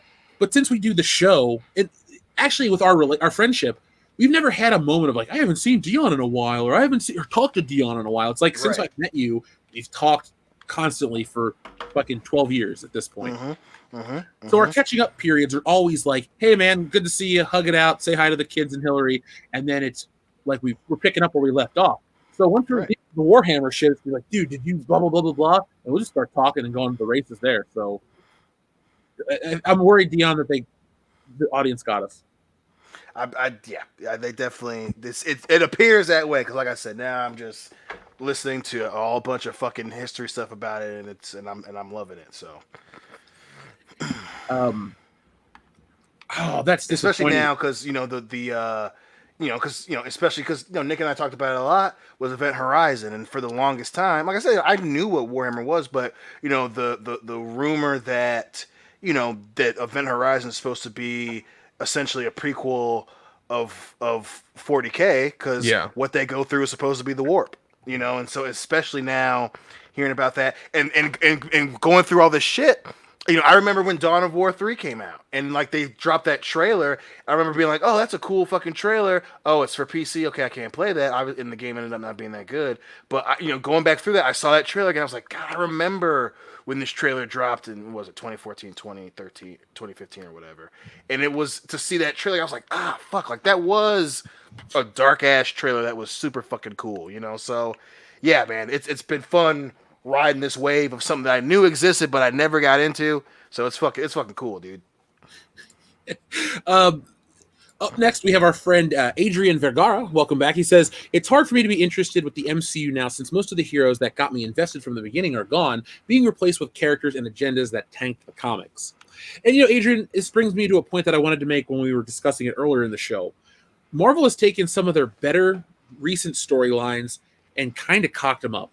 Like I said, Civil War, the movie, is great. I love it. I'm not going to be afraid to say it. I've always liked it. Dion, you remember me calling you going, dude, this one was the best. It's freaking out. Yes. And then, I love the comic books. The comic book had just come out right before we went to college. So right before we met, that was the big Marvel storyline. They did it fair enough justice. But if WandaVision's storyline is going to be all of House of M, then there's so much more they could do. Like, they're cutting themselves off from all these possibilities by, I'll simplify it. It's as bad as it's as bad as Batman versus Superman trying to combine the Superman sequel, Dark Knight Returns, and the Death of Superman all into one film. Yes. You ruined three of the best, whatever the fucking Superman sequel, Zack fucking Snyder. Oh shit, you just started up again. Yeah, there we go. The motherfucker took 3 of the greatest comic book stories of all time and he fucked it up. Real quick, we're talking about the boner sounds. Yes, you heard that right here, folks. Road Warrior Hawk saying, "What a rush!" There you go. Now, R.I.P. Animal. That's what I wanted to bring up real quick. R.I.P. Rip. Yeah. Which Laurinaitis was he? Is he? The other one's John Laurinaitis. I don't know what this. He was Joe Laurinaitis. Oh, he's Joe Laurinaitis. Okay. So obviously, folks, we all have a soft spot for wrestling in our hearts. Even Nick, who wasn't the biggest fan, has been to WrestleMania twice. Dude. So I mean, going to you guys is a damn experience, man. It's always a good time. Oh my god, I can't wait to go back. Which is weird that going back means just going down the street. But long story short, we always have a soft spot for wrestlers, and so we always like to reference one of their passing. So yes, rest in peace, Animal. I think he was only 60 years old, so he was not that old. I think one of the saddest things though was the story of Hawk, dude. The way Hawk went down after he got clean. It's like Sam Kinison. Those stories always break my heart. Where it's like a dude that made tons of mistakes, found his way to redemption, and then was cut down. Like the universe was saying, "No, you didn't do enough." Thankfully, on the flip side of that, you have Robert Downey Jr., who came back from nothing, grew to became the biggest actor ever in terms of like grossing, and or actually probably is just his payment, but still, he's never gone back. Life didn't cut him down. But you got a guy like Road Warrior Hawk where he did, and it sucks. But this is about Animal. Sorry, rest in peace, Animal.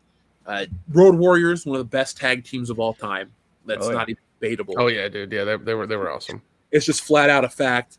They're honestly, they might be the best like single tag team because you have guys that, you have the Legion of Doom 2000 that kind of muddied the waters a bit, but their legacy was so strong prior to that, and to this day, that's what's remembered.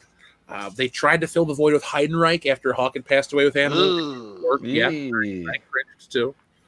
But at the end of the day, I think Animal's legacy has already been cemented, and hopefully his son. I know he didn't really make it in the NFL, but he did all right for himself. One of the greatest fucking finishers of all time. Yeah. Doomsday Device, Bresky. You'll never beat the Mad Max shoulder pads. Holy shit, folks! If you want to know who we're talking about, type in Dark Side of the Ring, Road Warriors, and it'll tell the demise of the guy who passed away 15 years ago. Yeah. But Road Warrior Animals heavily featured in it, so it kind of gives you some context to who we talk about. I'll never try to get you to watch modern wrestling, but some of the documentaries, they're just great classic sports stories. Ric Flair and Andre the Giants are both produced by HBO and ABC Sports, respectively. There's the older guys that are treated like athletes, and I think they should. Wrestling's a little different. It's scripted. We're not going to act like it's true, competition. But the shit they did, we can't do it. So Dancing's choreographed. Dancing's choreographed. Oh, you can win Olympic medals for gymnastics and floor routines. Not advocating pro wrestling gets treated like that high, but also it's not that dumb. Yeah, but in dancing, you don't get shot through a table. So it's true. Yeah, you make a good point. Just because it's not a sport doesn't make it not athletic. Yeah, it doesn't mean these guys aren't monstrous athletes who train and have immense talent at what they're doing. Oh yeah, I make the argument every day. It's a sport. It definitely is a sport. Yep. I do like the old phrase when they say the sport of professional wrestling because it's an oxymoronic phrase, but I like it because it churches it up just a bit. Hunter Dvorak, I've watched every episode of Dark Side of the Ring. So did Kendo. Yep. We used to review it on Patreon. I think we just went through all the episodes or whatever. But fantastic show, folks. It's a Vice documentary, but not in the way you think, if that makes sense. So we also have our friend McKinney90. Thank you very much. He says, I think some of the future projects may be taken from the whole theory that what happened when Steve took the stones back to the original place. I've been hearing theories in regards to WV and BW. What's WV? Oh, WandaVision and Black Widow. Sorry. When you first sent this message in, I thought you said WW. I'm like, Wonder Woman. What does she have to do with anything? Anyway, though, if that's the case and they're going to move forward with that and then eventually set up a timeline, maybe that is flanked by Fantastic Four, that could be cool. Put it like this. I have not seen anything from Marvel or DC that has colored my perception enough to not give them a chance. Hell, I actually will go see the new Suicide Squad movie based on what I've seen. So everyone can make it right eventually. But if that's the case, like I want Marvel to be great forever. I want to go to the movie every 3 months, laugh, see a superhero I like, and go home and talk about it. That's what I want. But when that becomes monotonous and stupid and boring, I'll admit it, and I'll call them out on it. But I'm still going to give the benefit of the doubt on this one. So if that theory were to come true, McKinney90, I wouldn't be pissed. I don't talk about theories or propose ideas that if they don't become true, I get mad about.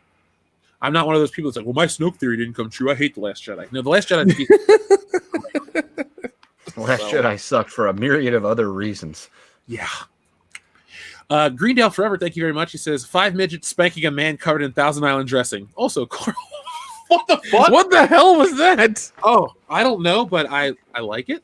Sounds like something you'd have probably caught on WWE, 10 years ago. Yeah, well, I guess I know I'm getting you for your birthday then. See, Well, last night I was playing Borderlands, so I got to shoot the midget off the back of the Bullymong. So yes.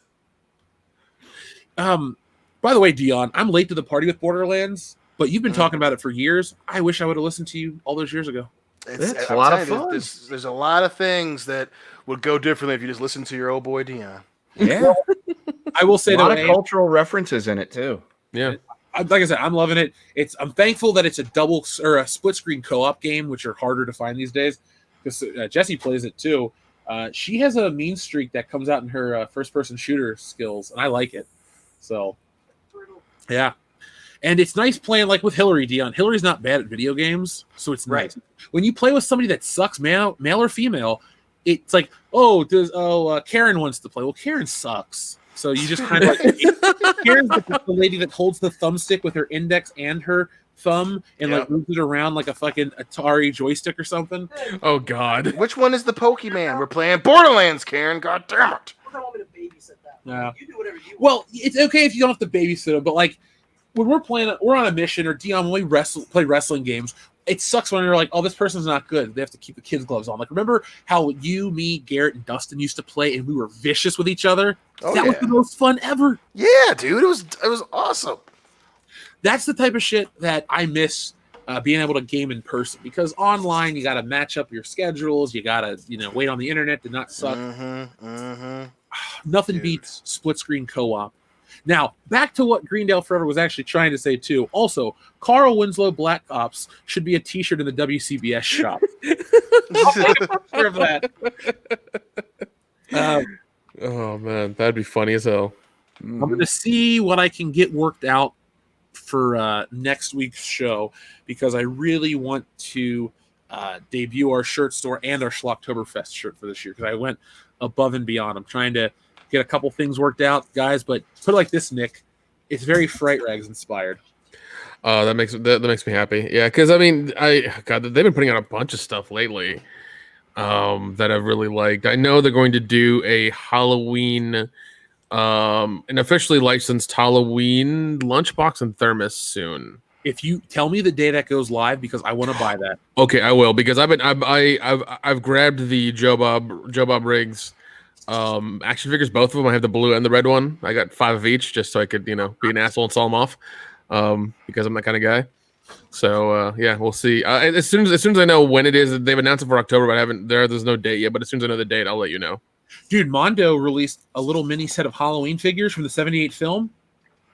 Sold out. Yeah. Oh yeah. Through Fright Rags, yeah, sold out in like 17 minutes is what the dude said. I was like, I saw those, and I personally wasn't a fan of them. I was kind of like, they're. I didn't know they existed until they sold out. I wanted to buy them. Oh God! Because what I want to do. Well, now we'll just tell you. Now I'll just tell you everything that Fright Rags, everything cool that Fright Rags comes out with. When it comes to horror, I trust your judgment, and I'm always going to. So right on, man. But yeah. Also, folks in the chat, when we do have our T-shirt shop, we do have a lot of plans, but you guys can vote on stuff too. Like if enough people want a My Black Ass shirt, I will go the distance to make a fully rendered art piece of that movie poster, and it'll be, top of the line quality shit. And we'll make it. You just got to vote on them. So we need a 70s blaxploitation movie poster for My Black Ass. Yes, that's what we need. Oh, that way we can all be on it. Thank God. I want to. Oh, general. We need some crazy 70s airbrushed movie poster of My Black Ass. My black ass can draw it. My half black ass can draw it. TLJ Screwjob says, "Coming for your black ass, a Booker T adult parody." Oh my God. Nice. I could dig that. Barney the Spaceosaurus Woke Reek says, thoughts on the Keanu Reeves comic named Berserker on Kickstarter. It already raised over $1 million. Good for Keanu. I wish nothing but the best for that dude. That guy is that guy's an awesome dude. I have no problem with him. I want to give the respect to Keanu Reeves, but this makes me laugh too much. I watched the WCBS stream and all my black ass got was this lousy T-shirt. There you go. God damn it. 100%. You, sir, are the true winner. Barney, I wish nothing but the best for Keanu. And what's nice is that Keanu Reeves doing this is going to bring a lot of visibility to more crowdfunded comics. I don't think there's any negative from this. Have you guys heard that? Oh, there's even more positive because the SJWs are pissed off about it. Good. Apparently, it's so terrible that he's taking all of this money away from independent creators, even though I thought all the independent creators were evil, racist comic skaters and we don't deserve to exist. Yeah. So I don't know why they're suddenly concerned about us, but hey, I love the hypocrisy. As do I. Well, and I mean that's just a paradigm shift from from people not buying stuff from Marvel and DC and them being woke and promoting the ideological bullshit that they have been, and it's just people voting with their wallet, which what people should be doing more so now than ever. They should. If you see some comics you like on Kickstarter, Indiegogo, give them some money. Back them up. Yeah, it'll take a while for them to come out, but I mean, it's going to be worth it in the end because you're supporting a brand new creator. And who knows, if they do well, they may make a whole series about it and a few more series and more stuff you like. So it's always good to support the independent artists. It's always good to support that kind of thing because you're giving the money directly to the creators, opposed to fucking Hollywood. God knows where your money goes with them. So yeah, I mean, I'm thankful for the opportunity. Outside of the printing era stuff, like there's sequels and stuff planned. There's 2 of them. So I mean, it's really great for Keanu Reeves to be able to do this because, like I said, it just draws attention that this is a thing. I mean, we launched the book. I still get things all the time. I didn't even know you did one. So now that this is a thing on people's minds and it's a thing that's a possibility, Ethan did it first, and that's one thing he'll always be able to say. He's the first independent comic book artist to raise $1 million for a single book. But Keanu Reeves is taking that ball and running with it. Mm-hmm. And so I hope that people just look at this and instead of thinking all the comic book industry is dead, just go online. You'll find better shit there. He's probably going to take that money and donate it to charity or something. 100%. Yeah. Dude, have you heard? He didn't even pay himself for Bill and Ted yet. And did you hear the story about the Matrix where he gave one of the Matrix movies paid him so much money that he ended up paying everybody in the set extra money. He took whatever bonus or some shit and gave it out to people. It was because I think he set up himself to be he can live very nice until the end of his life kind of shit. He's good. He's really he's will to do. He doesn't have to worry about anything. So yeah. By the way, folks, I just dropped in the chat. There is a post show drinking stream over on Mindless Entertainment, Jesse's channel. We went on Tuesday night. We were discussing Michael Bay, James Cameron, and Christopher Nolan, and why they're all essentially the same director. It was an interesting debate that you got to hear there, and you guys can come over there. We're going to be drinking, and you guys can tell us more shit to debate about. We're always down to debate anything. So do your worst. And like I said, the link is in the chat. But we still have to finish this show. So we have Sam Vollen, who says, been following WCBS for a long time. Thanks for all the fish.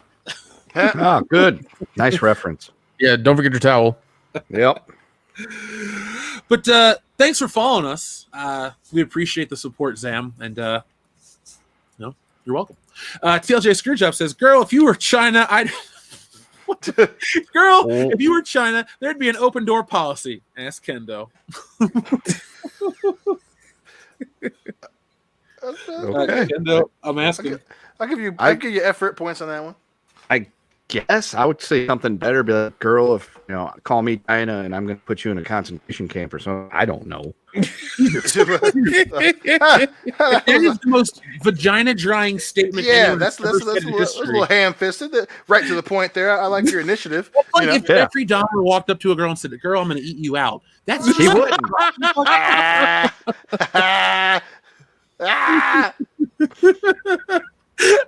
Blue Watcher says, looking forward to the next 237 Thursdays for more black ass titles. Well, I'm just, the more you guys support us, the more you help us out with all of our stuff, sharing links and things like that, and whatever. The further we can go, the more of this stuff we're actually going to be able to make. So, because there is a unified goal between the four of us. There's no life after WCBS plans. No. Into a show. I would love to be able to do this as a radio show on like XM daily with you guys. What a great job that would be. Yeah, I mean, we want to make our own, our own WCBS studio and do skits and do shows and do movies and do all kinds of things. I get it now. Backdoor to China, that porno she made. Never mind. That's what he was. That's the reference he was making. Oh, that was fuck the Chinese. Oh, that's gold right there. That's fucking gold. Yeah. So our friend Go Big Boar Go Home says the devil wears my black ass. Wow. That sounds like the best porno ever. Or the best horror movie ever. It sounds like Dion may be in drag for that one. How about I was gonna say, what about a Medea film right there? Sure, why not? God damn it, Head Case Laboratory. I can't wait to read that one. Anyway, Dean Domino, thank you very much. He says Thriller Bark is around volumes 46 to 50. Okay, so I definitely don't have to volume 60 or 50, but now that I know, when I get through them, I'll pick up more copies because I do like this. I like One Piece enough to continue to read it. I like a lot of the stuff I've been sent. I just haven't watched all of it. So keep watching. I will watch it, and I will talk more about it. Barney the Spaceosaurus Woke Reek says, my black ass is the Black Panther sequel you deserve. And get John David Washington to replace Chadwick Boseman. Oh, my God. There you go. Oh, yeah. Absolutely. Somebody in the chat earlier was saying how they think that Disney, or they heard that Disney, I think it was Juan R, said that Disney has put up some kind of mural in his honor in Disneyland or Disney World or something. So that seems on brand. I guess they've waited enough time, but it's got to be done classy.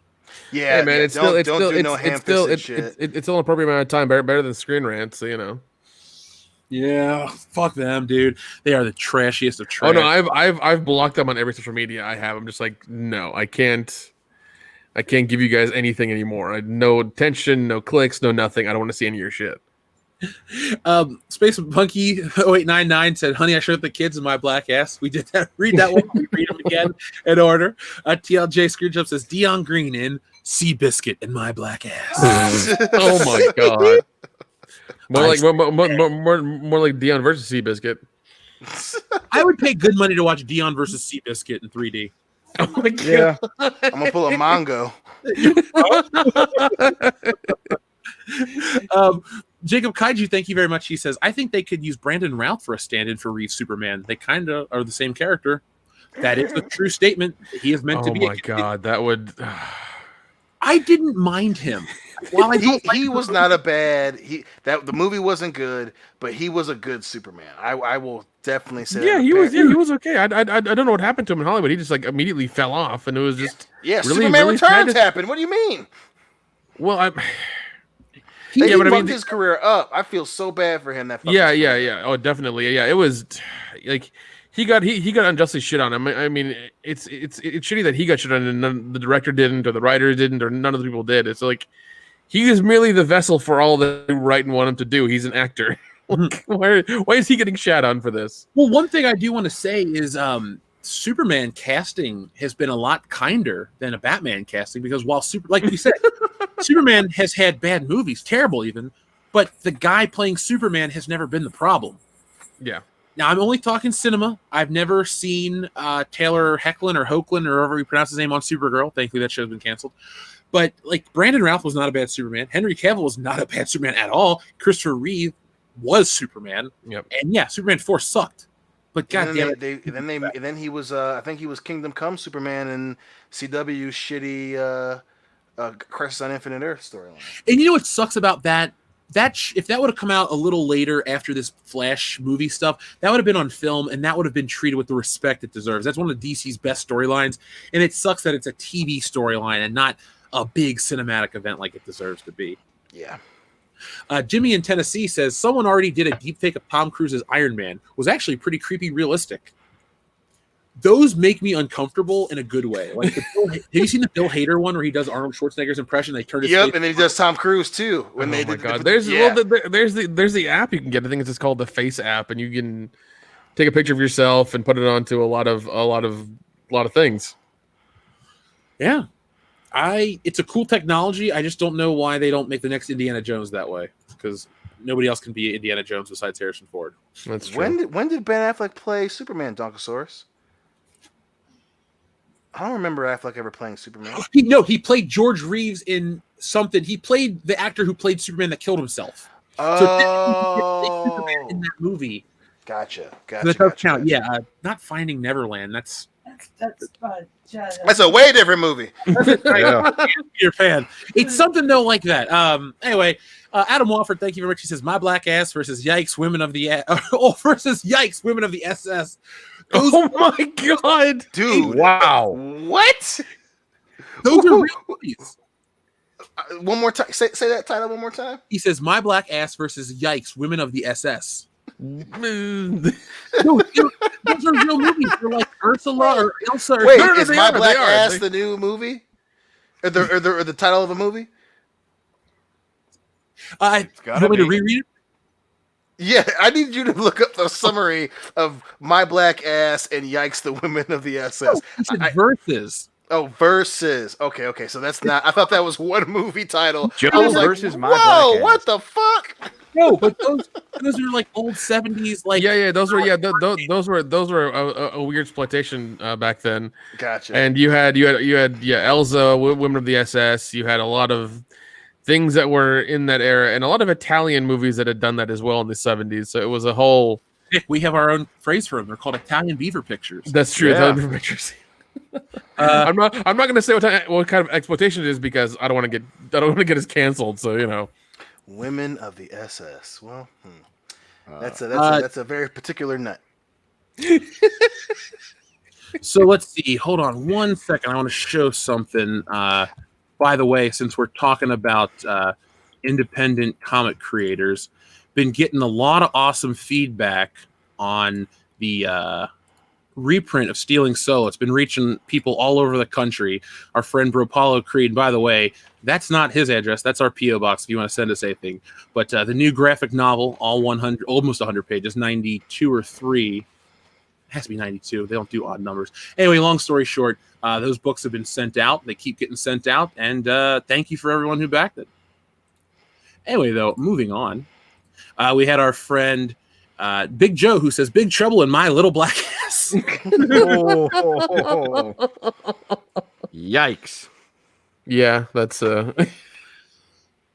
Yeah. So let's see. We have Adam Wofford, who says, "The pilots of the Titans had to keep strong mind and control, so Titan doesn't go berserk. You wouldn't want a 4,000 foot tall death machine that has a fusion reactor going fracking crazy." sounds That like it. sounds like a good party. Sounds like 2020, but Yeah. Someone give the fucking Titan a reboot. God damn it. We're losing out here. Control Alt Delete. Pull the power cord for 5 minutes and then put it back in. Damn it. Salvador, I love this one. He says, "I'm going to a conference, Jeff. I'm leaving you $20 for pizza and no pay-per-view, buddy." But Dad, what if I need wings? Salvador. Let's see. Grega says, "Do you agree that Tom Hardy shouldn't be Bond?" I have been burned by Daniel Craig being James Bond for 15 years that anybody but him seems like a great idea at this point. Yeah. Yeah, we need somebody to be Bond. We need a different mindset of what they have than what they have now. Like they've been copying the Bourne movies or doing some ultra realistic bullshit, and I don't fucking like it. Like go back to like the 60s or 70s of like those movies. Give me that men are men, women are women shit, and just stay in that route. Stay in that era. Yeah. Dix Insider says, "I have something pre-ordered for Dion. When it comes, I'll send it to you and Jesse. I'm sure he'll love it." I'm sure he'll love it too. Now, you can, Dix Insider, when you send it, if you put it or wrap it in something for Dion, I won't even open it. I'll let only Dion know. Like we won't ruin the surprise. So, Oh God. if you want to just do it that way. Breadman Production says, "How can I trust Dion on Zack Snyder when he loves Dark Fate and has watched it over 1 million times?" Hashtag Dion loves Dark Fate. That is a very good point. Listen, don't get added to the kill list. All right. Oh shit! Don't just let me cross your name out and then put lipstick on. All right. Don't get in between me and Alpha Target. Miss Ninja Julian, for those wondering about the update when you can get you didn't back the first run of the comic who can get the new copy. Like I said, as soon as all these go out, then I will feel right to do a second printing. But we're having a new cover made, and I can't tell you too much more. The guys have seen it now. So it's really cool. It's a crossover. It's something that has never been done ever, because it's me and somebody else. But it's something in our community that's never been done before. So I hope you're on the lookout for it. You are, personally. But it's going to be exciting, and everyone's going to know about it this time. So do not worry, Miss Ninja Julian. I'll give everybody a chance. Also, up next, we have our friend... sorry, I'm just still laughing over 1,000,000 times, Dion. 1,000,000 times, damn it. You know what? I will not let my character be assassinated. TLJ Screwjob says, speaking of Henry Cavill, F. Enola Holmes. Oh so god, bad. I tried watching that the other night and like the first like 5 minutes came on just the introduction. I was like, nope, I can't do this. That trailer looked terrible. Oh yes. It looked so fucking bad. I don't. And then you have Millie Bobby Brown being like, "It is I." I was like, "Whoa, no, what the fuck? It isn't." Click. It looks so fucking bad. Yeah, I tried watching. I was gonna try to watch it for today's episode so I could talk about it, and I got 5 minutes into the introduction. I was like, I can't do this. I'm sorry, I really can't. Well, I will. If I'm gonna have Netflix around, I'll just watch Twilight Zone reruns. There you go. Let's see. We have TLJ Screwjob says, "Do you guys like Mick Foley?" Of course we do. Yeah. Which Because face? because in Avatar: The Last Airbender, he voices a character named the Boulder. Only 2 episodes, but still, that's perfect. If you can't get The Rock to voice the Boulder, why not get The Rock's best tag team partner, Mankind? Listen, and all this bullshit going on with the Travis Scott meal, when they said Cactus Jack sent me, I said, that's damn right. He's sitting right over the edge of that fucking cell. Nobody was crazier than Mick Foley, dude. No. Miguel Olmo, we did read the X-Men theme for his Junk, a very epic theme song. If I would riff off that, I would pick The Bell. So that'd be perfect for me. TLJ Screwjob, the dun dun dun dun dun part for Terminator. TLJ Screwjob also says dick sound. Thunder, thunder, Thundercats. Ho! You can't do the Thundercats. Ho! This isn't the fucking Cal Arts version. This is the real Thundercats. And you scream ho. Hopefully so we'll see. Yeah. Sorry, that's the whole thing. Space Monkey 0899 says Halo Shield recharge sound. That's a good that's Mm-hmm. That's good. one of the most reassuring sounds in video games because you know you're safe. Salvador says, mine doesn't make a sound. I utilize Dickens mittens. So, Dion, I mentioned to you last night maybe how great the It's Always Sunny in Philadelphia game is. Yeah. Folks, if you have a smartphone, which you probably do, it's 2020, go download the It's Always Sunny in Philadelphia game. This is not a sponsored deal. If you like the show, go download it because it's the best television game ever. It's obviously a mobile game, so it's touchscreen. It doesn't require as much skill, but it's like a wealth simulator, and you're running schemes as the gang from episodes of the show. So you run into the McPoyles, you run into maybe Uncle Jack at one point. You run into the lawyer. There's the episode where Dennis and Dee are selling crack on the street. Like and the thing is, it's got all the official music from the show. It's got a really great art style that looks just like the characters in animated form. The only thing, I mean, if it had voice clips, it'd be even better, but that doesn't matter.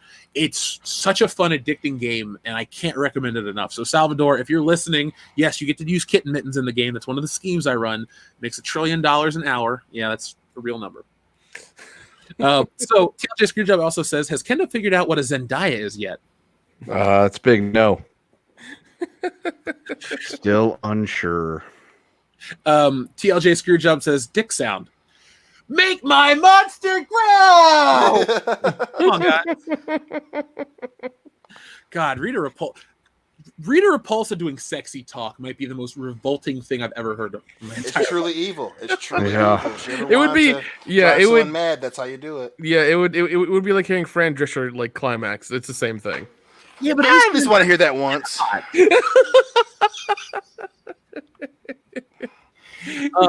Let's see. Zoll says Dick Sound, Axel Foley theme. Oh you go. my god! That would be incredible. It might ruin my love of that song though if I know some dudes.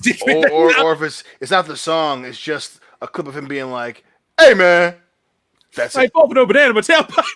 Hey man." or mine would be Philip, Phil.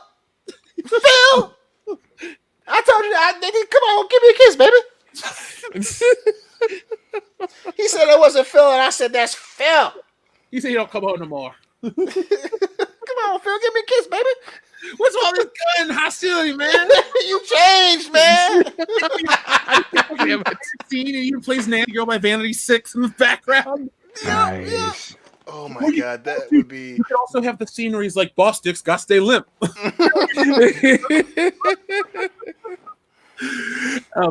Let's see. Zoll also says, "Terminegro, the dark fate of my black ass." Well, no, we can always have Terminator come back and try to kill Dion, before he tries to make my black ass. Yeah. So it never existed. What if we create the most complex yet engaging and easily accessible time travel loop story of Dion and this black Terminator just trying to kill each other? It spawns like 55 stories. I think we can do it. My old friend, the Terminegro. Are you going to be like Martin Lawrence and Eddie Murphy at the end of life? You're just sitting up at the Yankee Stadium watching a game. You're like, "Yep, we're no longer enemies anymore. We're now best friends for life." Over from old age. Oh shit! I think that work. That might work. TLJ Screwjob, thank you. He says, "I loved when Road Warrior Animal was a guest tag team partner for Rick Steiner at a TNA pay-per-view. A Team 3D broke character and freaked out with everyone else." That would have been Jesus. awesome. Oh my god! I've never watched a TNA pay-per-view because it was TNA, but I didn't know that was a thing. That's fucking cool. Dion, is it me or Steiner Math is the greatest thing ever? Ooh, it's definitely not just you. Steiner Math is the greatest thing ever. It is 100%. one of the greatest promos that was ever been cut on television. You know they say all men are created equal. That's right. Zoll says Friday the 13th Part 8. Jason takes my black ass. Oh my god! Ah, damn. Really? That's a different franchise. Kelly Who though was in that real movie. Who? Exactly. She has not aged. It doesn't look like she's aged in a decade plus. She looks as good now as she looked in X-Men. So here's what I've been dying to read. Head Case Laboratory. The name's Asshole. My black asshole.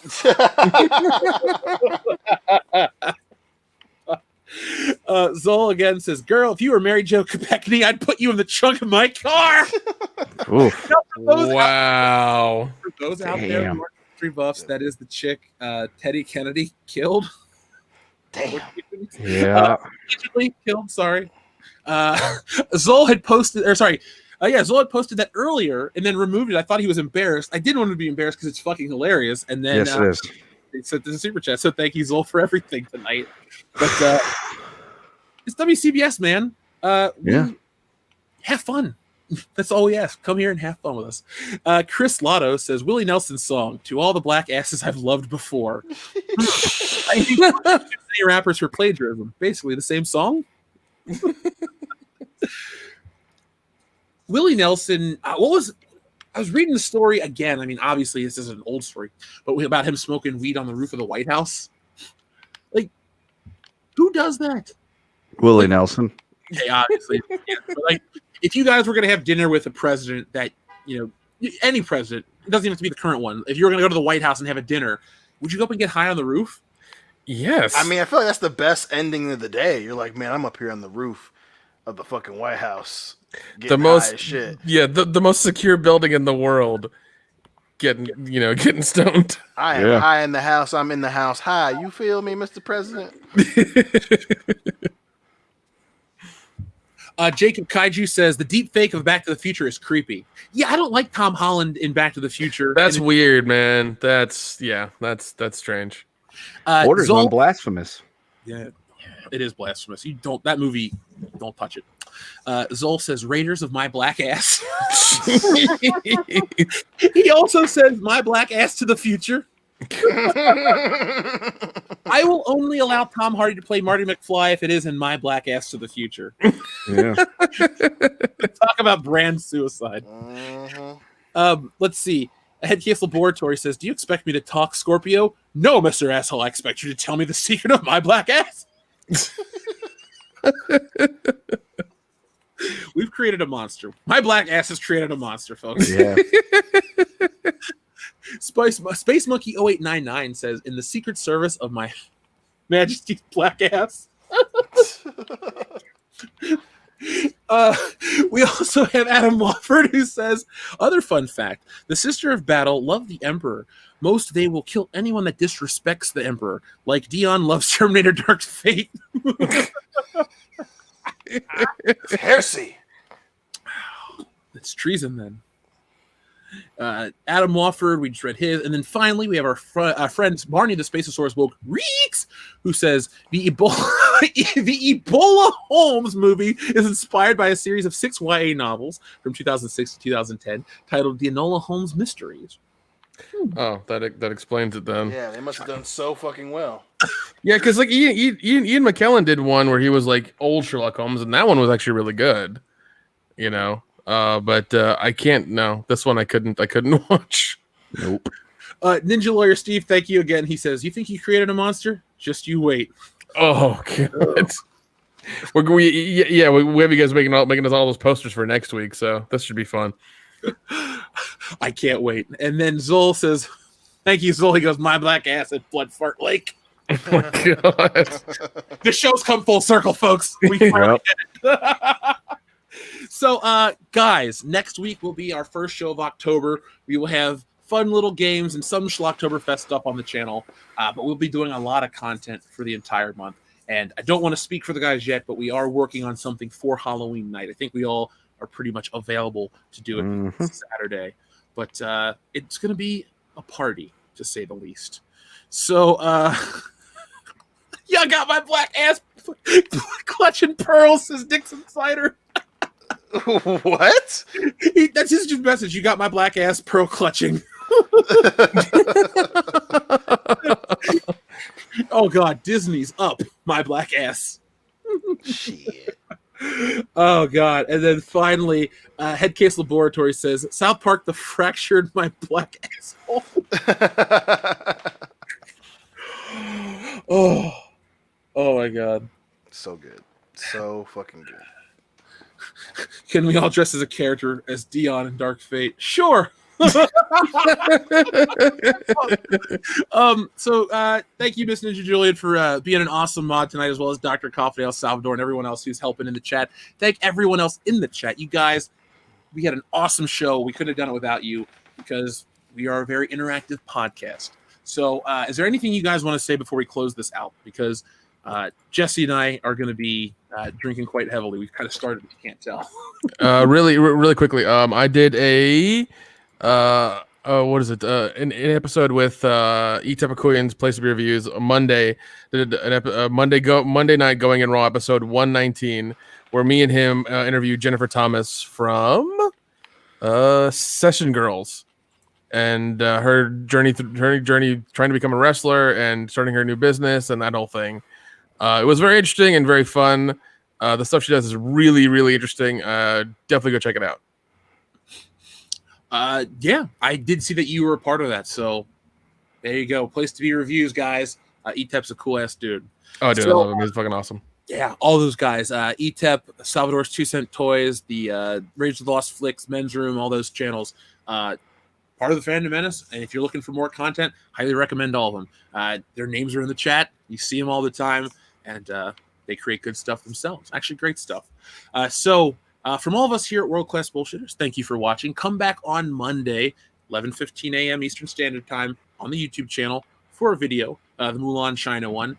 Thinking, why tell us so far in advance, Jeff? Well, because YouTube's not going to tell you. But Probably gonna be one of my longer videos. Not that that makes it amazing, but there's a lot of stuff to digest about the Mulan China thing. So if you want to see how truly shitty the big corporation can be, just come back on Monday. But until next time, folks, from all of us here on the channel, thank you for watching. But always be excellent to each other. .com. In my black ass.